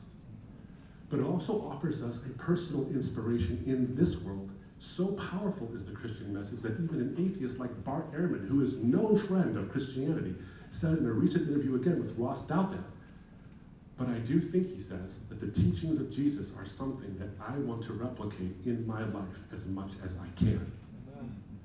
This is a critic of the Bible, doesn't believe in God, but that's what he said. And then there's Ayaan Hirsi Ali. Ayaan Hirsi Ali was a Muslim who became an atheist, one of the most vocal and influential atheists in the 2000s. You may have known her, I don't know if you knew her, Dan, but she was one of the new atheists along with Richard Dawkins and Dan Dennett and Christopher Hitchens and all these guys. Well, she became a believer in 2023 because she found out that secularism could not provide her with an answer to purpose or the things that face her in life. She says this, but I have recognized in my own long journey through a wilderness of fear and self-doubt that there is a better way to manage the challenges of existence than either Islam or unbelief had to offer. Now, a materialistic view doesn't say anything to my friend, who we talked about before. Remember my friend? He was the one who was doing all kinds of things, and then he got Alzheimer's, and he couldn't do anything. He's wondering about whether his life has purpose. Well, if purpose is problem solving, when my friend couldn't solve any problems, he no longer had purpose. And there's no way on a materialistic worldview to redeem that.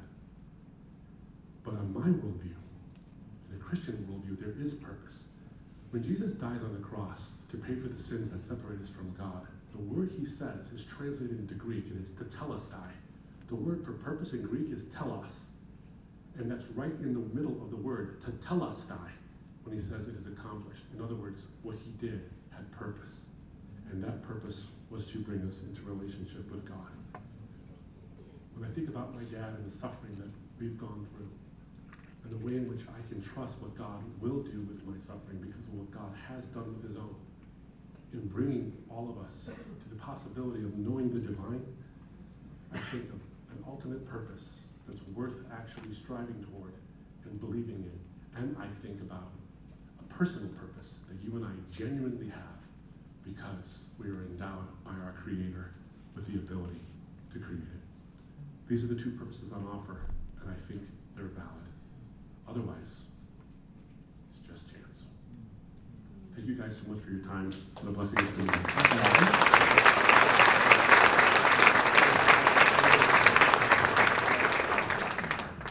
Dan, I'll invite you up to the stand here if you'd like to stand. I'm going to have the timer here. You'll have 6 minutes. And wait for the tap to start whenever you're ready. Thank you. Thank you, Abdu. Is this your? Oh, that's yours. So that's I got it. Here. There you go. You're a good guy. You have a good heart, it looks like. So I appreciate your attitude today.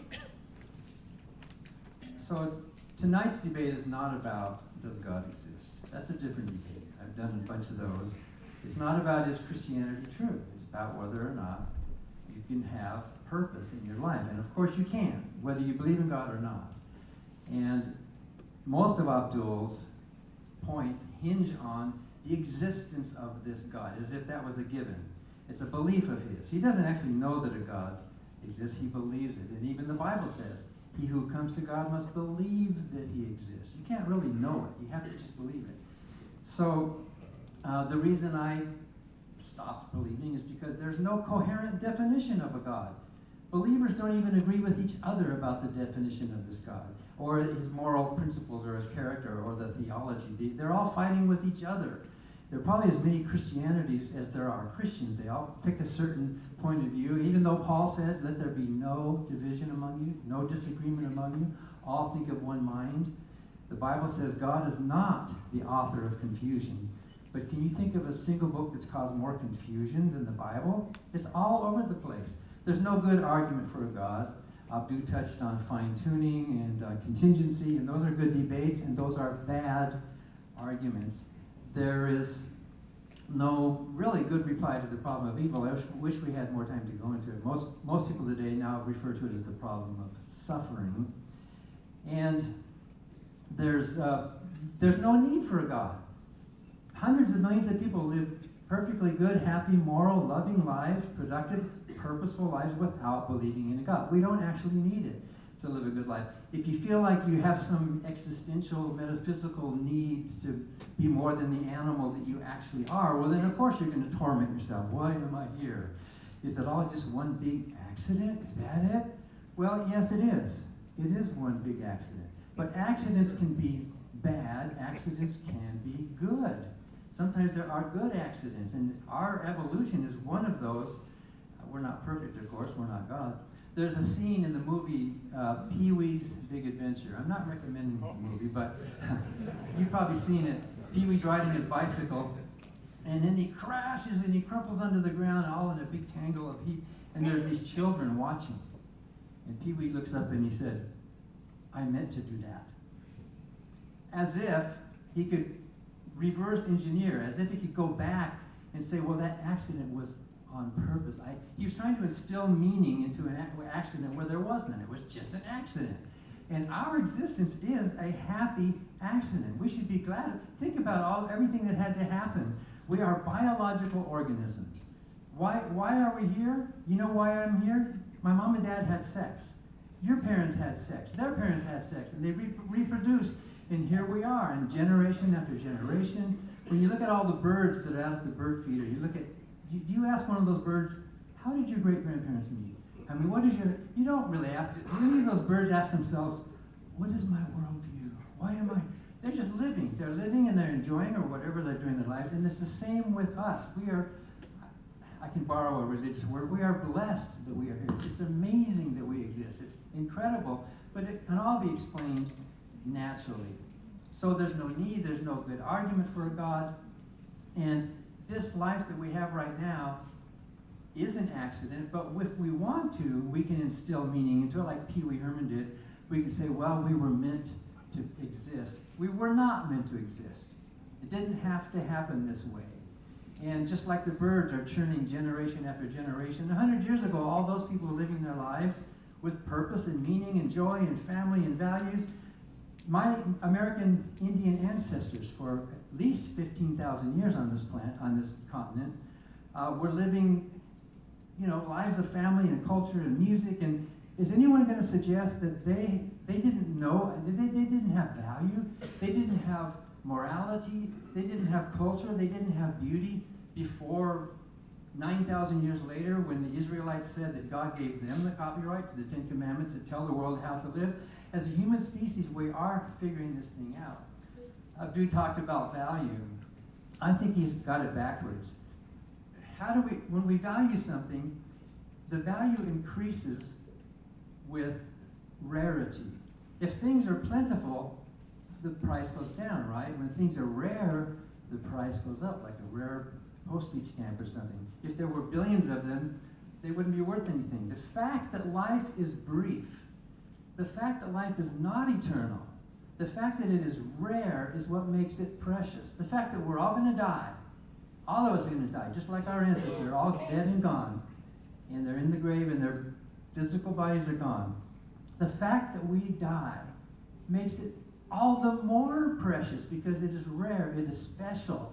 We should not squander our lives on somebody else's purpose, telling us what we should do.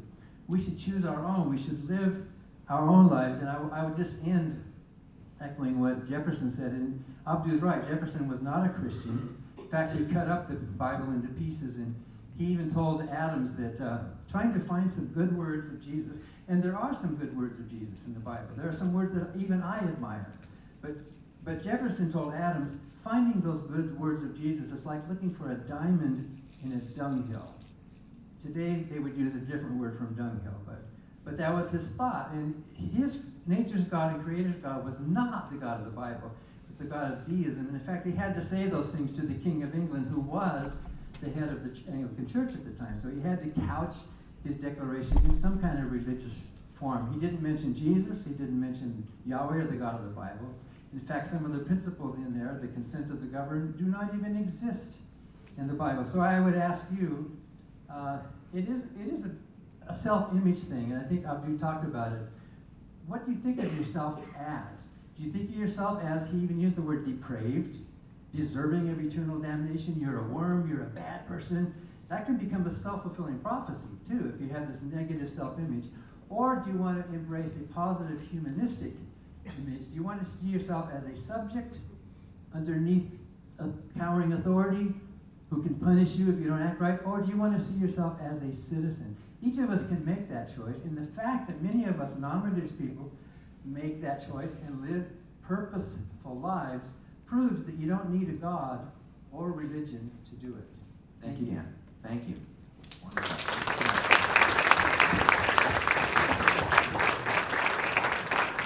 I just want to point out one thing really quick. So much respect for how the two of you kept it very respectful, and it's very easy for an open dialogue conversation to fall apart, especially as we see on social media. This is my subjective view, I guess, but I do not believe that it fell apart, and so I just want to thank you guys for that. So, thank you. With that being said, maybe you bought a ticket tonight literally just to ask a question. That's all right. I get it. We're going to get to that, and that's kind of why I hope it's okay I gave a little bit more time for questions for everybody in the audience. So if I don't mind, Finn, thank you so much. I'll use this mic to get up. There is just one thing I want to make clear, though, about the questions. All right. So I don't think we all want to be here till midnight, nor are we allowed to. But in saying that, I would ask politely, if you have a question, jump on up to the stand here. And if you may ask it within 30 seconds, that'd be very appreciated. If you go over a minute, I am sorry, I'm going to have to cut you off. Let's avoid preaching questions, and let's stick to more specific questions and actually asking Abdu or Dan. Now, in saying that, I've asked Abdu and Dan to ask or answer their questions within 2 minutes. That's going to be very hard to do, but out of respect, I imagine or I hope that there's a lot of questions. So 2 minutes would be very appreciated. Or yes. less. Or less, if you would like. Yes, that's not a problem either. All right, well, with that being said, I'm going to bring this down, and I would invite anybody who would like to come up and ask a question to do so, and just line up. Yeah, thank you so much, guys. Go for it.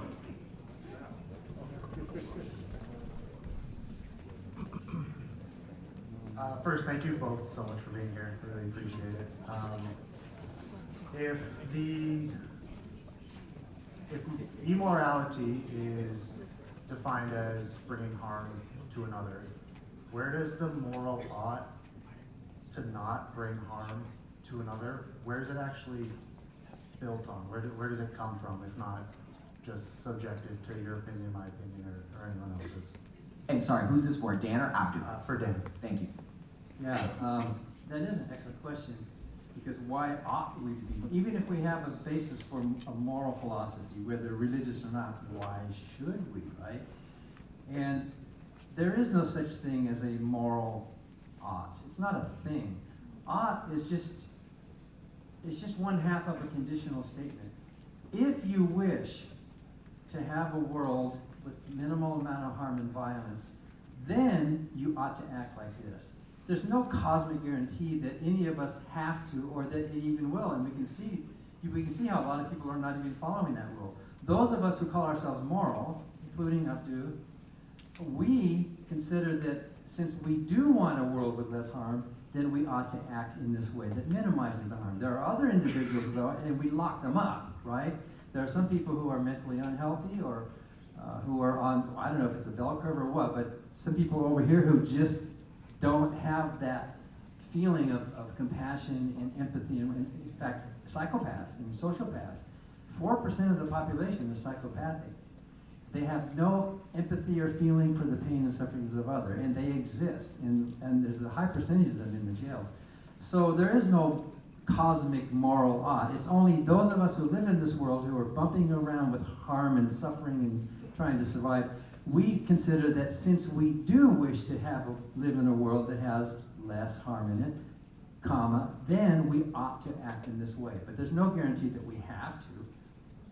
Thank you, Dan, and I hope that answers your question. Go for it, and just address who you're speaking to, if you don't mind. Thanks. This question is for Dan. Just 3 quick questions, please. Number 1, what made you turn from being a Christian? Number 2, you mentioned about the genocide that Israelites were committing. What about the people who were sacrificing their kids to Molech? Right? And number 3, what's your take on Solomon's confessions or testimony in Ecclesiastes chapter 2, where he says he had everything, money, women, fame, buildings, blah, blah, blah, but he found everything was meaningless without God? Thank you for the question. Dan? So I can't tell you my whole story in 20 seconds. I wrote a whole book about it called Godless.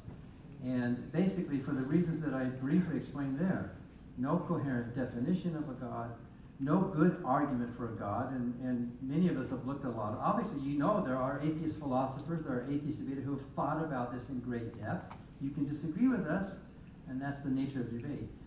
There's no agreement among believers as to the nature of this God or his moral principles, and who fights the most. It's not unbelievers fighting Christians, it's Christians fighting themselves over these Christians have killed each other. Protestants and Catholics over doctrinal differences. John Calvin had Servetus burned at the stake because of a misplacement of a preposition. I mean, it's just silly.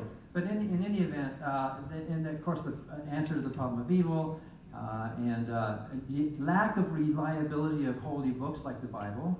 It is not a reliable book. It has some truth, it has some good teaching, but like Jefferson said, it's finding a diamond in a dunghill. And then of course there's a lack of a need. A lot of these things are contributed to my decision to conclude really that Christianity is false and that the existence of God does not have a solid rational basis. The second question was about killing babies. All of those tribes, the Israelites were no different. The Canaanites were not worse than the Israelites. The Israelites had child sacrifice. Look at the story of Jephthah. Jephthah burned his daughter at the stake to fulfill a vow to God, and then Jephthah was rewarded with a judgeship, which is a position of honor. And Jephthah died after burning his daughter, child sacrifice to the God Yahweh. He was rewarded, he was buried with honors. And so you will find, of course, Abraham didn't go through with it, but it was assumed that you could sacrifice your children. And what was the last question? That's about 2 minutes. Okay. I appreciate your response, Dan. I just, for the sake of time, would like to get to that. If we go with another question with Dan, Abdu, I'm just going to give you about 1.5 minutes, just out of fairness. And then Dan, if the same goes for you, 3 questions in a row, I'm going to give you about 1.5 minutes as well. Maybe ask them to just ask one question. Yeah. It'd be easier. Well, and part of it too is that I got a feeling a lot of the questions are for Dan. I'm not going to say anything anymore if we don't have a time for response. So if we have a 2-minute response, and then I get a 1 minute. I'll do it every 3 questions. If we go 3 questions to Dan, I'll go Abdu. I'll go about 1 minute, 2 minutes for you. Okay. Go for it. Thank you, gentlemen, for this evening. I want to say, I want to share a question with you, Dan.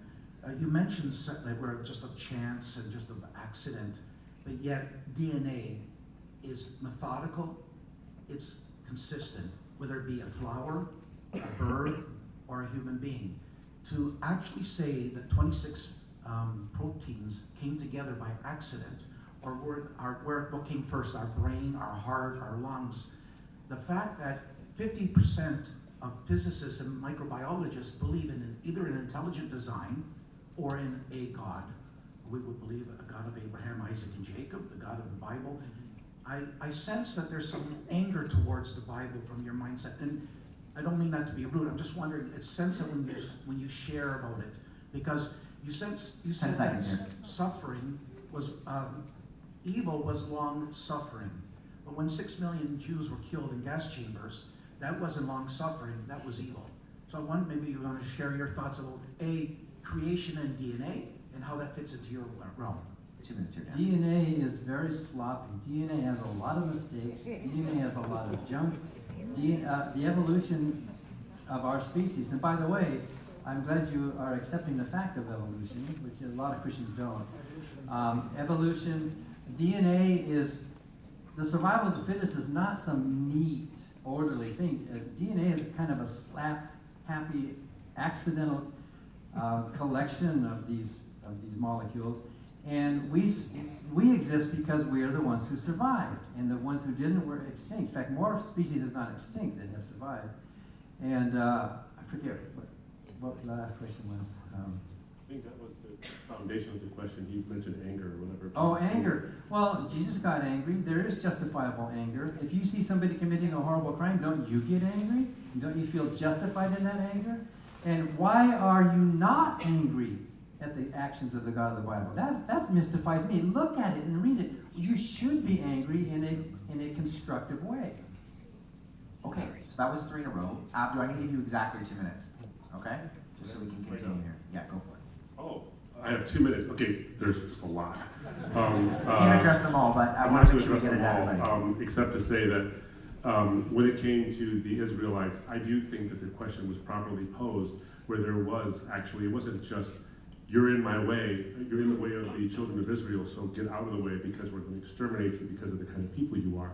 When you look at the whole corpus of Scripture, again, that context and all of that information is that the rules of war actually required them to offer an olive branch of peace before they actually entered into that city, and they warned them ahead of time. So with Jericho, for example, this was a place that may have had some women and children there, but by the time, they didn't go in a weekend and just destroy them all. They warned them ahead of time. So those who would have stayed would have been the warriors. And there's a bunch of stuff about Middle Eastern hyperbole, the way the actual language would have actually worked in the ancient Near East, where you don't just, when you're saying kill everything that breathes, you're talking about wiping those people out in terms of their way of life. How do I know that? Because when you read the Bible, it says that Joshua did all as Moses had commanded in terms of wiping everybody out, leaving nothing alive that breathes. And then a few verses later, there are Canaanites still running around. So we know that it wasn't just wipe them all out, it was destroy a way of life that included sacrifices to Molech, temple prostitution, and rampant rape. So they were being judged, not genocidally exterminated, but judged for their actions. And it's not ethnic cleansing. Here's why I know that. Because when Israel did the exact same things, God used other nations to judge Israel for their actions. It has nothing to do with the color of their skin, but the content of their character. So there's a bunch of things that we could go into on those details, but anyway, that's just an example. Let's do that debate because I have a good reply to all that. Some All other right. time. One of these days. Perfect. I'll send it to everybody's emails and you can grab your ticket. Okay, next question. Let's keep it to 30 seconds. One question, please, if you don't mind, address who you're asking questions. Thank you both. I would like to address my question to Dan, and thank you for that. You mentioned that the purpose is about problem solving and one should choose for themselves. Is it possible to have more than one purpose to choose from? For example, if one can decide to watch a movie for temporary happiness, one can choose to follow his or her king and go into war to have happiness for more, or choose to follow Jesus and create relationships for eternal joy for many more. Is it possible to have different ones and one can choose to follow a higher purpose to decide to have a better purpose there? Thank you. Thank you for your question. Yes, the answer is yes. Do you want to leave it at that? All right, okay, next question. Here we go. 30 seconds. Thank you for allowing me to ask a question. Just quick, how would Dan counsel someone who would be contemplating suicide? Not that I am. How do you do it if they had no purpose? No purpose in it. You're loved. Thank you. Yeah, well, of course, most of us probably know somebody who has committed suicide, and I'm not a professional counselor on suicide prevention, and there are people who do deal with that in great ways. If they feel a lack of purpose, if they're going to come to me and ask me what I think, I'll do my best to point out to them the richness of their life and their friendships and their family. Maybe they suffer from serious depression, and that's something I don't know how you deal with that. I mean, there's drugs, of course, but you know, if they're asking me, I would say, well, here's something you can work on. Here's something you can work on. And I think most of us who are excited about getting up in the morning is because, yeah, I've got a task, I've got a job, I have a goal. You know, it gets me up and I'm excited. I hope you all have that kind of drive in your life because it's wonderful. But I'm going to have to defer to the professionals when it comes to suicide prevention. All right, we're gonna go one more question, then that's 3. If it's Dan, let me know if it's Abdu. It's both. All right, we'll go, is about a minute and a half each for both, fair? It's Okay. 2 parts, but the second one's like 1 second. All right. To allow for a world of minimal harm, you have to allow some harm, you said. And I was just wondering, who or what do you trust the most to help you determine what types of harm ought to be allowable? The second question is, are you a Star Trek fan or a Star Wars fan? Can we start with the second one there? I like that a lot. That's hilarious. Abdu, I'll give you a minute and a half here. Go for it. I really like Star Trek for its philosophy, but I wouldn't say I'm like a fan of either one. Yes, so moral decisions it's a mistake to think that every moral question has a right and wrong answer. Sometimes you have to weigh the consequences. Should I vote for Stinky or should I vote for Bully? Who should I vote for? Well, you try to vote for the one who's the least bad, right? I mean, there's not always a good answer. And you've all heard about the trolley problem in those situations where sometimes there is no right answer. If you are doing your best to weigh the relative merits of the consequences of different actions. This action has this consequence, this action has these consequences. If you're doing your best to compare and this one might cause some harm, but this one causes more harm, moral decisions can sometimes be very complicated. You can't just ask Daddy, what should I do? Tell me what to do. So if you are engaged in that rational exercise, and I hope compassionate exercise of trying to pick the action that results in the least amount of overall harm in the real world, that's what being moral means. You might make a mistake, you might not know enough, in which case you need to be more educated about, well, why would this action cause more harm than this one? That can be tricky, so we need to educate ourselves, we need to use reason, we need to compare, and I think that the basic compass, the basic yardstick is harm. Which one is causing more harm or less harm in the real world, however you define that harm. Thanks, Dan. I appreciate that minute and 30. Abdu, I'm going to give you as well. Go ahead. We are using minute and 30 generously, but however... that was a minute and 30, I swear. Good. Look, most of what Dan talked about was situational ethics. I mean, that's what it comes down to, is that certain ethics require a judgment based on the situation. And yeah, obviously, sure, of course. It's a caricature to say that Christians or anybody who believes in God just says, what should I do, God, in every single situation? I don't know if the Bible even commands that in any way, shape, or form. Every situation has to be sort of dictated by God by some personal revelation or something. That's just not the way the Bible actually talks about decision making. But what I would say is that, yes, I agree, situational ethics is complicated. It can be extremely complicated. For all the reasons Dan said, I won't repeat them. The question isn't, where do I get my source of determining in this particular situation, what situational thing should I actually agree to or try to avoid harm? The point I would actually say is that on a deterministic level, you aren't making those decisions. They're just happening. And on I think a libertarian free will level, on a level where we actually do have free choices, we can actually make those decisions. But even more fundamental than that is the idea, it's not do I decide which is avoiding harm. There's actually things you can do that can create all kinds of positive things. It's not just not doing bad things. It's actually doing great things for people and self-sacrifice. And I find that example in the person of Christ.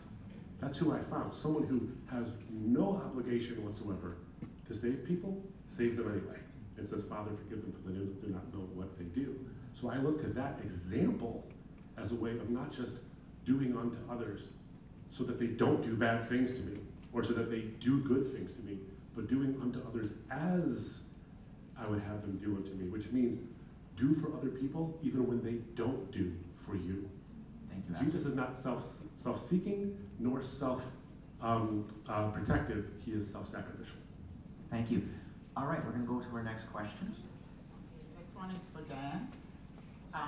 You mentioned that you were Christian for 19 plus years, and then you switched.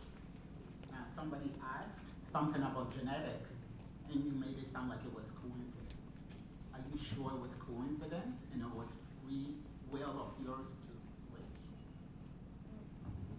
So I was a preacher for 19 years. I was a Christian for my whole life before that. I was raised in a Christian family. And I was a true believer. I really believed it. Of course, part of that had to do with the fact that I was raised in the faith, but I loved it. I loved my family, I loved the church, I loved the people. I thought it was great. And I didn't leave it out of spite or anger or anything. I didn't have any bad experiences. In fact, many of those Christian friends back there are still friends with me today. So it's not like I'm mad at all those Christians. Based on reasoning, thinking it through, looking at what the Bible says, looking at it, looking at the other teachings of Jesus that are not so admirable. He talked about a place, he said, those who don't believe shall be cast in the fire and burned. He preached hell. He was the first to popularize the whole idea of hell.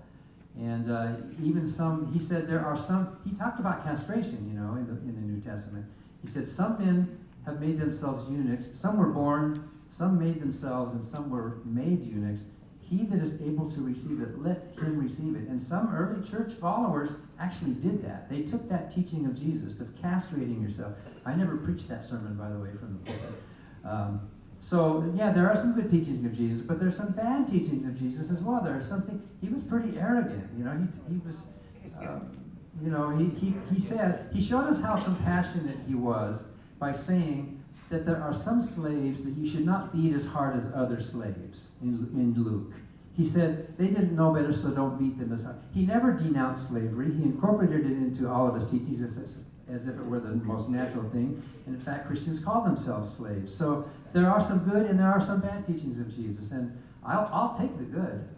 So I don't know where the answer came from, but that wasn't the answer to the question she asked. Well, Dan, because you were looking at Abdu quite a lot and making some arguments, I think it is fair, just because everybody's in this room, that I do give Abdu, a little bit of time to respond. So Abdu. Yeah, of course. Yeah, absolutely. Oh my goodness, where to begin? I mean, the idea that Jesus advocated for self-bodily mutilation because he uses a teaching that is obviously talking about a sense of servitude, and he's using an example of eunuchs to talk about how some people do something so that they can actually dedicate themselves to the Lord. He's not saying, and then you should do it. He's just saying some people do this and you have to understand it. That's not what he's not advocating for castration. He's talking about some people who have actually done it and then go ahead and as an example for what it means to follow Jesus or to follow the Lord and try to sort of denounce worldly ways that would tempt you from that. It's more of a hyperbole thing. That's exactly what he did. But many people took it literally. Not many is an exaggeration. There was a whole order of castrati based on that. Yeah, no. Abdu, I can give you about a minute here. Yeah, well, it's tough to get a minute when in the middle of the answer you get interrupted. But I appreciate what you're saying, though, Dan. There's a number of things. I can't remember the other thing you said was a bad teaching of his. The beating of slaves and servants and that kind of thing. He's also just using an illustration. He's using a parable in that particular moment. He's not saying you should beat slaves or whatever it might be. He's talking about how, in that particular parable, how a master will do something in that particular instance. He's not advocating for slavery or anything like that. In fact, his teachings were the things that actually led to Paul saying stuff like in 1 Timothy chapter 1, verse 10, where he's saying that slave trading is a sin, a horrible sin. So there is all kinds, I could go into more of it, and of course, like I said, go to our website if you want to get some articles on the whole bad God thing, and even some of the things that Dan has talked about here, where we can get some rebuttals and response. Let's have that debate someday. Sure. Okay, beautiful. So I'm going to ask 30 seconds here. One question, please. Yeah. I want to respect everybody's time, So my question is for Abdu. We talked a lot about the Canaanites, the Amalekites, those things in the Bible, and I was just wondering what your thoughts are on, like, if God can't be held to the same standards that he holds us to, how can he be considered holy? Like, these stories show clear premeditation. God didn't like what they were doing, so he annihilated them, if that makes sense, which is by definition murder or even mass murder. Just because he's God, why does that give him the right to just do that? And I also wanted to say that I noticed a lot of people in the crowd cackling, laughing, or even being dismissive towards the atheist when he spoke. And I didn't hear that. I'm sorry. I even heard one person say when you mentioned that our existence might be an accident, someone in the crowd said, "You're an accident." And I just wanted to say that Well, that's a compliment. Thank you. Yes, but I just wanted to say that Yeah, that didn't seem unfortunately, I can't control the audience and No, I know. what I they just say. think it's food for thought that it didn't seem very Christ-like to me. So, Abdu, I'm gonna give you the opportunity to respond. You got 2 minutes here. Okay. What's your name, by the way? Miguel, I was at another event that you were Yeah, Miguel. Thanks a lot, man. I appreciate you coming back. That's why I asked. I can't remember you. Well, you said it's murder. So murder is the unjustified taking of an innocent human life. That's what murder is. Premeditated taking of any life. No, it's not. It's simply not. Killing might be that, but as a lawyer, I can tell you that just isn't the case. It's just not. You're just mistaken. It's the unjustified taking of an innocent human life. Now, you described it. You said it yourself while you were describing the things that God did, is that he was judging people for their actions, like child sacrifice, like temple prostitution, like all kinds of horrible things that they were doing. And so it was a judgment on those people for the things they did. And so I would actually judge a God as morally inadequate if he didn't judge people for the horrible things they did and try to protect innocent life by not commanding something like a retribution, or at least some kind of a curtailing of terrible things someone did. Wouldn't you judge that God as immoral? I remember a quote from Miroslav Volf, and I don't have it memorized, so please forgive me. Miroslav Volf grew up in the former Yugoslavia, where he saw a whole lot of awful things happening there. And he said, I used to think that love and judgment were two separate things, that God of the Bible, the Old Testament, wasn't loving because he was so judgmental, and he always did these things, and death involved and all that stuff. And he said, having gone through what I went through in a personal experience with what he had seen happening in Eastern Europe, he says, I come to believe that love and judgment actually go together. I would have to sit in judgment of the immorality of a God who looked at horrible things and did nothing about it. It's unloving to look at these kind of things and say, fine. It's loving to judge them on that basis. So the reason why God, he's not held to a different standard. He has different knowledge. He has different understanding of the situation than you and I do. So given that, and he sees the end from the beginning and all these things, if that's the case, if you're going to judge God as acting immorally compared to a human standard he holds us to, then you have to take God on the attributes that he actually has, which includes omniscience and omnipresence and all these things. So if a God who has infinite resources does those things, you'd have to say that you have enough infinite resources to judge him for being wrong to doing the things that he does. So God is the source of morality and goodness, and those judgments come because people have violated them. And that is actually an expression of, I think, morality. It would be immoral to ignore it. Thank you, Abdu. I appreciate that. We are going to jump to the next question, because there is a long line. This is last call for questions, absolutely. So if you do have a question, go up. If not, we're going to make sure we get through the rest of the line. 30 seconds for the question. One question, please. Okay, this is a question for Abdu. Please forgive my oversimplification of the question and understand why. It seems that your belief is that anything we don't understand or comprehend or can put meaning or purpose to, there's a higher power that comes down. As we grow as humans, we learn, we grow, we expand, we even go through space, we understand more and more and more. The more we understand with your stance, are you afraid that in thousands of years, we will know enough that maybe we even know the purpose of why we live? Are you afraid that there will be no need for a God, that it will be irrelevant? Great question. Thank you for asking. I appreciate it. No, not in the least bit afraid. Because how you characterized faith is not actually how Christian faith actually is defined. When you look at the Bible, the word faith actually means trust. It means active trust. It doesn't mean belief despite evidence, contrary to what a lot of people think. When you look at the Bible, you won't see a place really where faith that is commended is blind faith. Now the Bible says we walk by faith and not by sight and all those things. But what that's really talking about is that there are areas in life, and by the way, everybody has faith. Everybody has faith. Most of you are sitting down. None of you tested the structural integrity of the chair before you sat down. You had good reason to sit down because you have other evidence that the chair won't fail under your bulk, but you don't have absolute certainty of that. You didn't test it, but you trusted it. If you came here in a car, I'm willing to bet my eye teeth that you did not test the brakes before you got here. Why wouldn't you do that? My goodness, you could die in a fiery car wreck if you don't test the brakes. You have faith in things. So the Christian faith is saying you can walk by faith, which is trust in what God has done, so that in those murky areas of life where you don't know what's next, you can take a step. Now, when it comes to human knowledge and all these kind of things, I think that the trend is going the opposite direction. I think that the more scientists are looking into things, and I'll give you a primary example of this, if I could, so-called junk DNA. So for a long time, because we thought that DNA was just vestigial, it was just left over from prior iterations of human beings, and the prior ancestors of human beings, that you'd have all this junk, and so that only 4% of the human genome actually codes for protein, and 96% of it is junk. And you would assume that was true if mindless evolution was at play, that most of DNA doesn't do anything. Well, the Nobel Prize winners from a year and a half ago or so said, we'll challenge that, we'll see if that's true.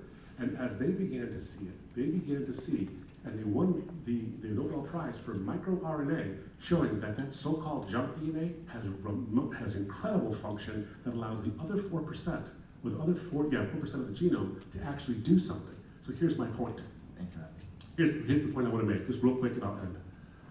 Is that on naturalism, you would expect there to be junk DNA and then leave it alone. You'd expect that. But on theism, you'd say, wait a minute, maybe this whole thing is designed. And maybe we should look into see if there's actual design in this thing and functionality and not assume junk. So if we had assumed design, we would have got to that discovery decades ago. So it's not faith that stops science. The Bible says that God conceals a matter. It is the glory of God to conceal a matter. It is the glory of kings to search things out. God actually commends discovery because, as some scientists, I can't remember who said it, said, oh God, as I search your universe, I find myself thinking your thoughts after you. So I won't be less in awe of God the more I understand how he did things. I'll be more in awe. Thanks, Abdu. Just briefly, I want to respond here. I'm glad to see you're one of those smart Christians who does accept the fact of evolution. Well, I didn't say that. Dan, I'm going to give you the 30 seconds here. Chairs sometimes do break. Brakes sometimes do fail. It is not faith, it's the reasonable expectations. So when we sit down, it's not like I have faith in the chair. It's just an expectation based on past experience. All right. Biblical faith. I believe not that's faith. 2 questions in a row for Abdu. I'm going to give one more. If it's to Abdu, then Dan, I'm going to give you 2 minutes to respond to the last 2 questions. Go for it. Question for Dan, and if Abdu would like to. I've heard a few times you mention nature or natural. What is your definition for nature or natural? And what is the source you think for that nature or natural? Thank you. Well, I think we really wouldn't even need the word natural. Like nature is just reality around us. But it's because there's been so much religion in the world with the whole idea, this whole presumption of supernatural, well then we need the word naturalism as sort of a response to that. But basically reality is, we work on the assumption that reality is what we perceive it to be, and we test it. We look at it, we examine it. Science progresses by observation. Yes, science has hypotheses, sometimes they're proved false. And what proves it false? Observation and testing. So what was the second half of the question? I don't remember either. I believe that it was. What is the source of nature or natural? Source of nature or natural. Well, why ask if there's a source? If there's a God, what is the source of God? Is God sitting up there wondering, how did I get here? Why am I here? What is the purpose of my life? I just find myself sitting up here and I'm God can't even be great in that sense because there would be nothing to compare with. The greatness would not make any sense to some being like that. So if God doesn't have to ask for what is my source, we don't have to ask. I mean, we can go back to the Big Bang. We can look at a lot of those things, but why even ask that question unless you have a theistic agenda in mind in asking that question in the first place? All right, Abdu, I do want to move on just because we have about Okay. 10 minutes here. Thank you. So I know exactly what my purpose is, and it's to shine the light of love into this world. And I understand love because God showed it to me when he came to this earth and gave his life for mine on the cross. My purpose to me is that simple. And Dan, I'm so sorry that you don't understand it that way. You made a comment that no one can define God, and I believe that I can. God is love. So my question to both of you is this: how do you define love? All right, we're going to split the 2 minutes in response. We're going to go Dan first for a minute, and Abdu. I'm glad you're a loving person, and I congratulate you, and I think most Christians are loving. There's some bad apples, of course, in every group. Look at all the pedophiles in the Catholic Church, for example, actually there's more Protestant ministers who are pedophiles. But I'm glad you're a loving person. But I hope your question isn't assuming that only Christians can be loving, right? So, no, I'm. You should define love. I will. Okay. Sometimes you have a preface to an answer, right? So, love is not a thing. Love is not some object you can go buy off a shelf or find. Oh, there's some cosmic capital L thing called love. Love is a word, is a label that we use to describe our feelings of affection and care and for someone else's well-being. Love is an action, I think. Love is, if I take a cigarette and I burn Abdu's arm with it, is that an act of love? No, it's not. You know that's not love because I'm harming him. So to think that love is some abstract, reified concept that like it's a one thing, it's not. Love is a label that we use for all sorts of things. You can love that movie, right? You can love your spouse. You can love your children in a totally different way.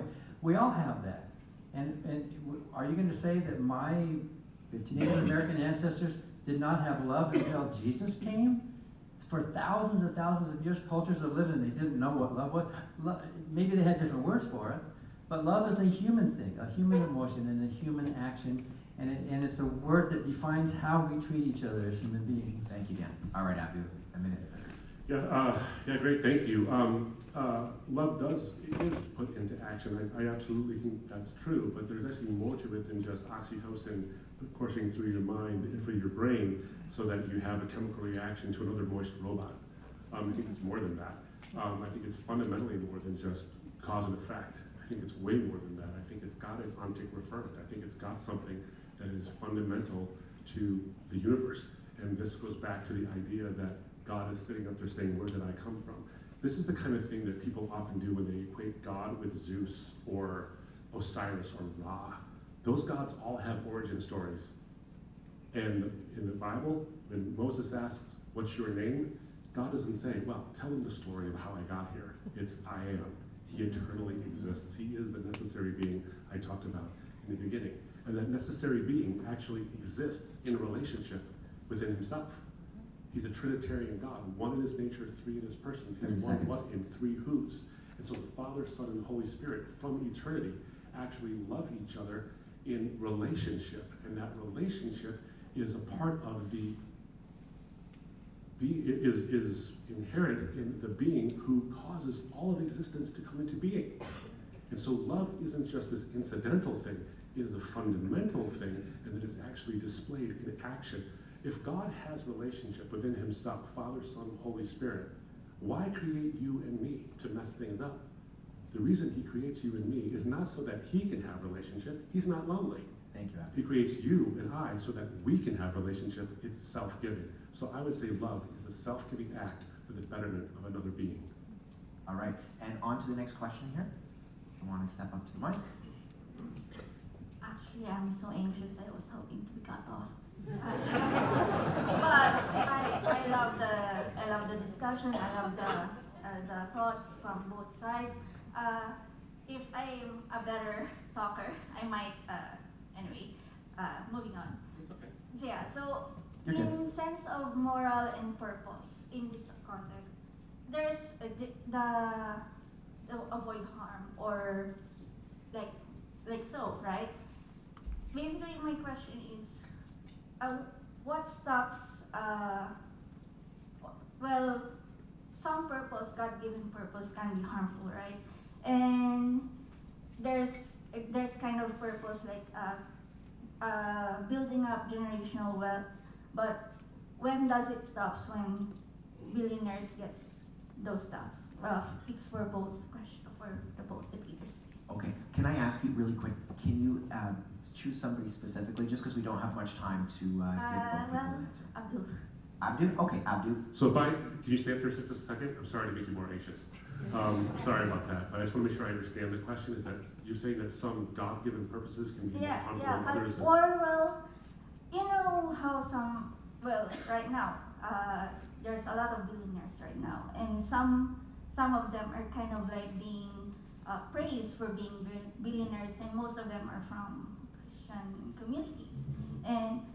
But we all know that hoarding that much money while a lot of us are suffering is that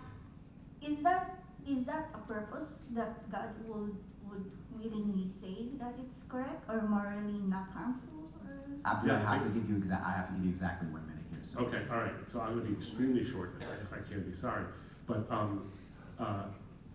Jesus literally says, "For the love of money is the root of all evil." The love of money, not having money, not being rich, but the love of money is the root of all evil. So if people are hoarding money simply for the love of money and not for what it can do, for the utility it can create in the world, for the good things it can create, and the detriment that it causes in the world, then the Bible has a standard saying that because human beings have inherent value and worth in virtue of being made in the image of God, not in virtue of being just smart animals, but being made in the image of God, the love of money that tramples on that image of those people would be immoral, absolutely. 15. So the Bible specifically says that. But if you use that money in a way that actually helps people, as many people have done, I'm not going to judge any one of those people for their individualities. I don't know the stories behind those things. But that's what I would say to you, is that the love of money is in fact the root of all evil. And if the love of money creates evil, it creates harm to those people who are made in God's image, which bases and founds the reason why it's wrong to harm them, then absolutely, there's things that can be evil about that. All right, thank you, Abdu. I'm going to go to the next question, if that's all right. Dan and Abdu, that's okay? That's okay, guys? Yeah, okay, absolutely. All right, go for it. 30 seconds, one question, please choose one person. Okay, I'll try and make this quick. This question is primarily for Abdu. I just had a general question more about how you maintain your faith. Like, I'm a Christian, and I found I'm kind of struggling with some of these more like critical questions, like questions that the Bible doesn't specifically answer. I struggle a lot with it. Like, for example, like why all of mankind had to be cursed with sin just because of the actions of Adam and Eve. Why the devil was allowed to exist. Questions like that. How do you deal with questions like that? How do you wake up every morning and have confidence in your faith? I really want to get to that point because I don't want to just be a Christian because I'm afraid of hell. I don't think that's right. I really want to have a love for God. How do you get to that point? Again, strict to a minute, sorry. Yeah, great question. Yeah, great question. So I'm not going to answer all those particular questions you asked that are subsets of that question. I'll just answer the big one. I'll just tell you this, I don't have all the answers. I certainly don't have all the answers. Dan doesn't have all the answers. No one here has all the answers. Is that I can trust what I don't know to God based on what I do know. So there are certain things that I do know. And so there's going to be things that I'm going to have an issue with. And there's going to be, look, things are thorny, things are messy, things aren't all just neat and tidy packages. Some of the answers require quite a bit of work to look at it, to walk through, because it's the story not just of God in the Bible, but of humanity, and humanity's messy. So you're going to have some of these things where you think, I don't understand it, I don't get that. Some of these things strike me as, what? I get that too, but there are certain things that I understand that help get me through that. It was G.K. Chesterton who said that joy for the Christian is the gigantic secret, because although the peripheral questions don't have answers, the central questions do have answers. And so as we explore the central questions and we get answers for them, we can have some, I think, modicum of faith to say that there are answers to the peripheral ones. Thank you. I just want to say atheists have joy, atheists have purpose, non-Christians have hope, non-Christians have meaning in their life that's no less rich than what you claim to have. It makes no difference in our daily lives. You have your beliefs, I have my lack of belief. We're still getting along. We're both living lives of immense purpose, with or without your God. I am so sincerely sorry, but we do have to actually end the night, and I'm very sorry because we have to be out by 10 o'clock. Please forgive me, but I will say this. Hold your question, and I imagine that Dan and Abdu will happily answer that question, and I will chat with them after if they can hopefully email that question over, and they can get an answer if that's all right. Oh, that's true. I will answer it. Yeah. Beautiful. All right. Thank you everybody so much for joining.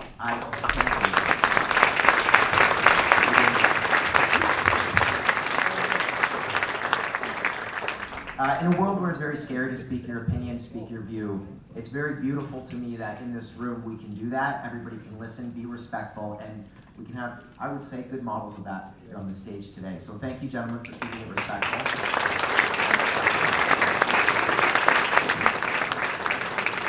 With that being said, I have two real quick things. We had a survey at the beginning with a QR code. It's literally 5 questions. If you can do me a big solid, scan that. I'm going to give you 30 seconds. And then I have another QR code for a charity that I would appreciate it if you all just knew about. In saying that, I'm going to send you an email after, all of you, because I have all of your emails,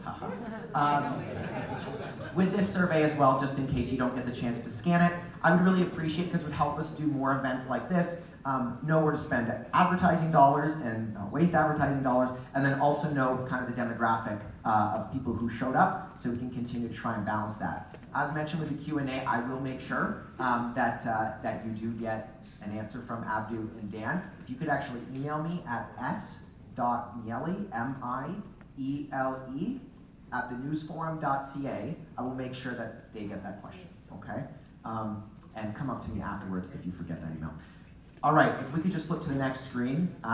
Break the Cycle is a charity that feeds kids here, or a community crew, feeds kids here in the Niagara region. A lot of kids go without lunch. 1 in 4 actually in Niagara. And so I just want to encourage you that if you have the opportunity, Break the Cycle is led by Grant MacArthur, and I would very much appreciate it if you just took a quick peek at that, as he was also supportive in putting this event on. I just want to say thank you so much to my parents, my fiance, and to all the individuals in the crowd who went and invited, oh my God, 10, 20 people. It means a lot. Thank you. And with that being said, please funnel out nice and safely. And I'm sure that you can maybe maul Abdu and Dan in the parking lot later. I didn't say that. Thank you everybody so much, and have a wonderful night. Thank you.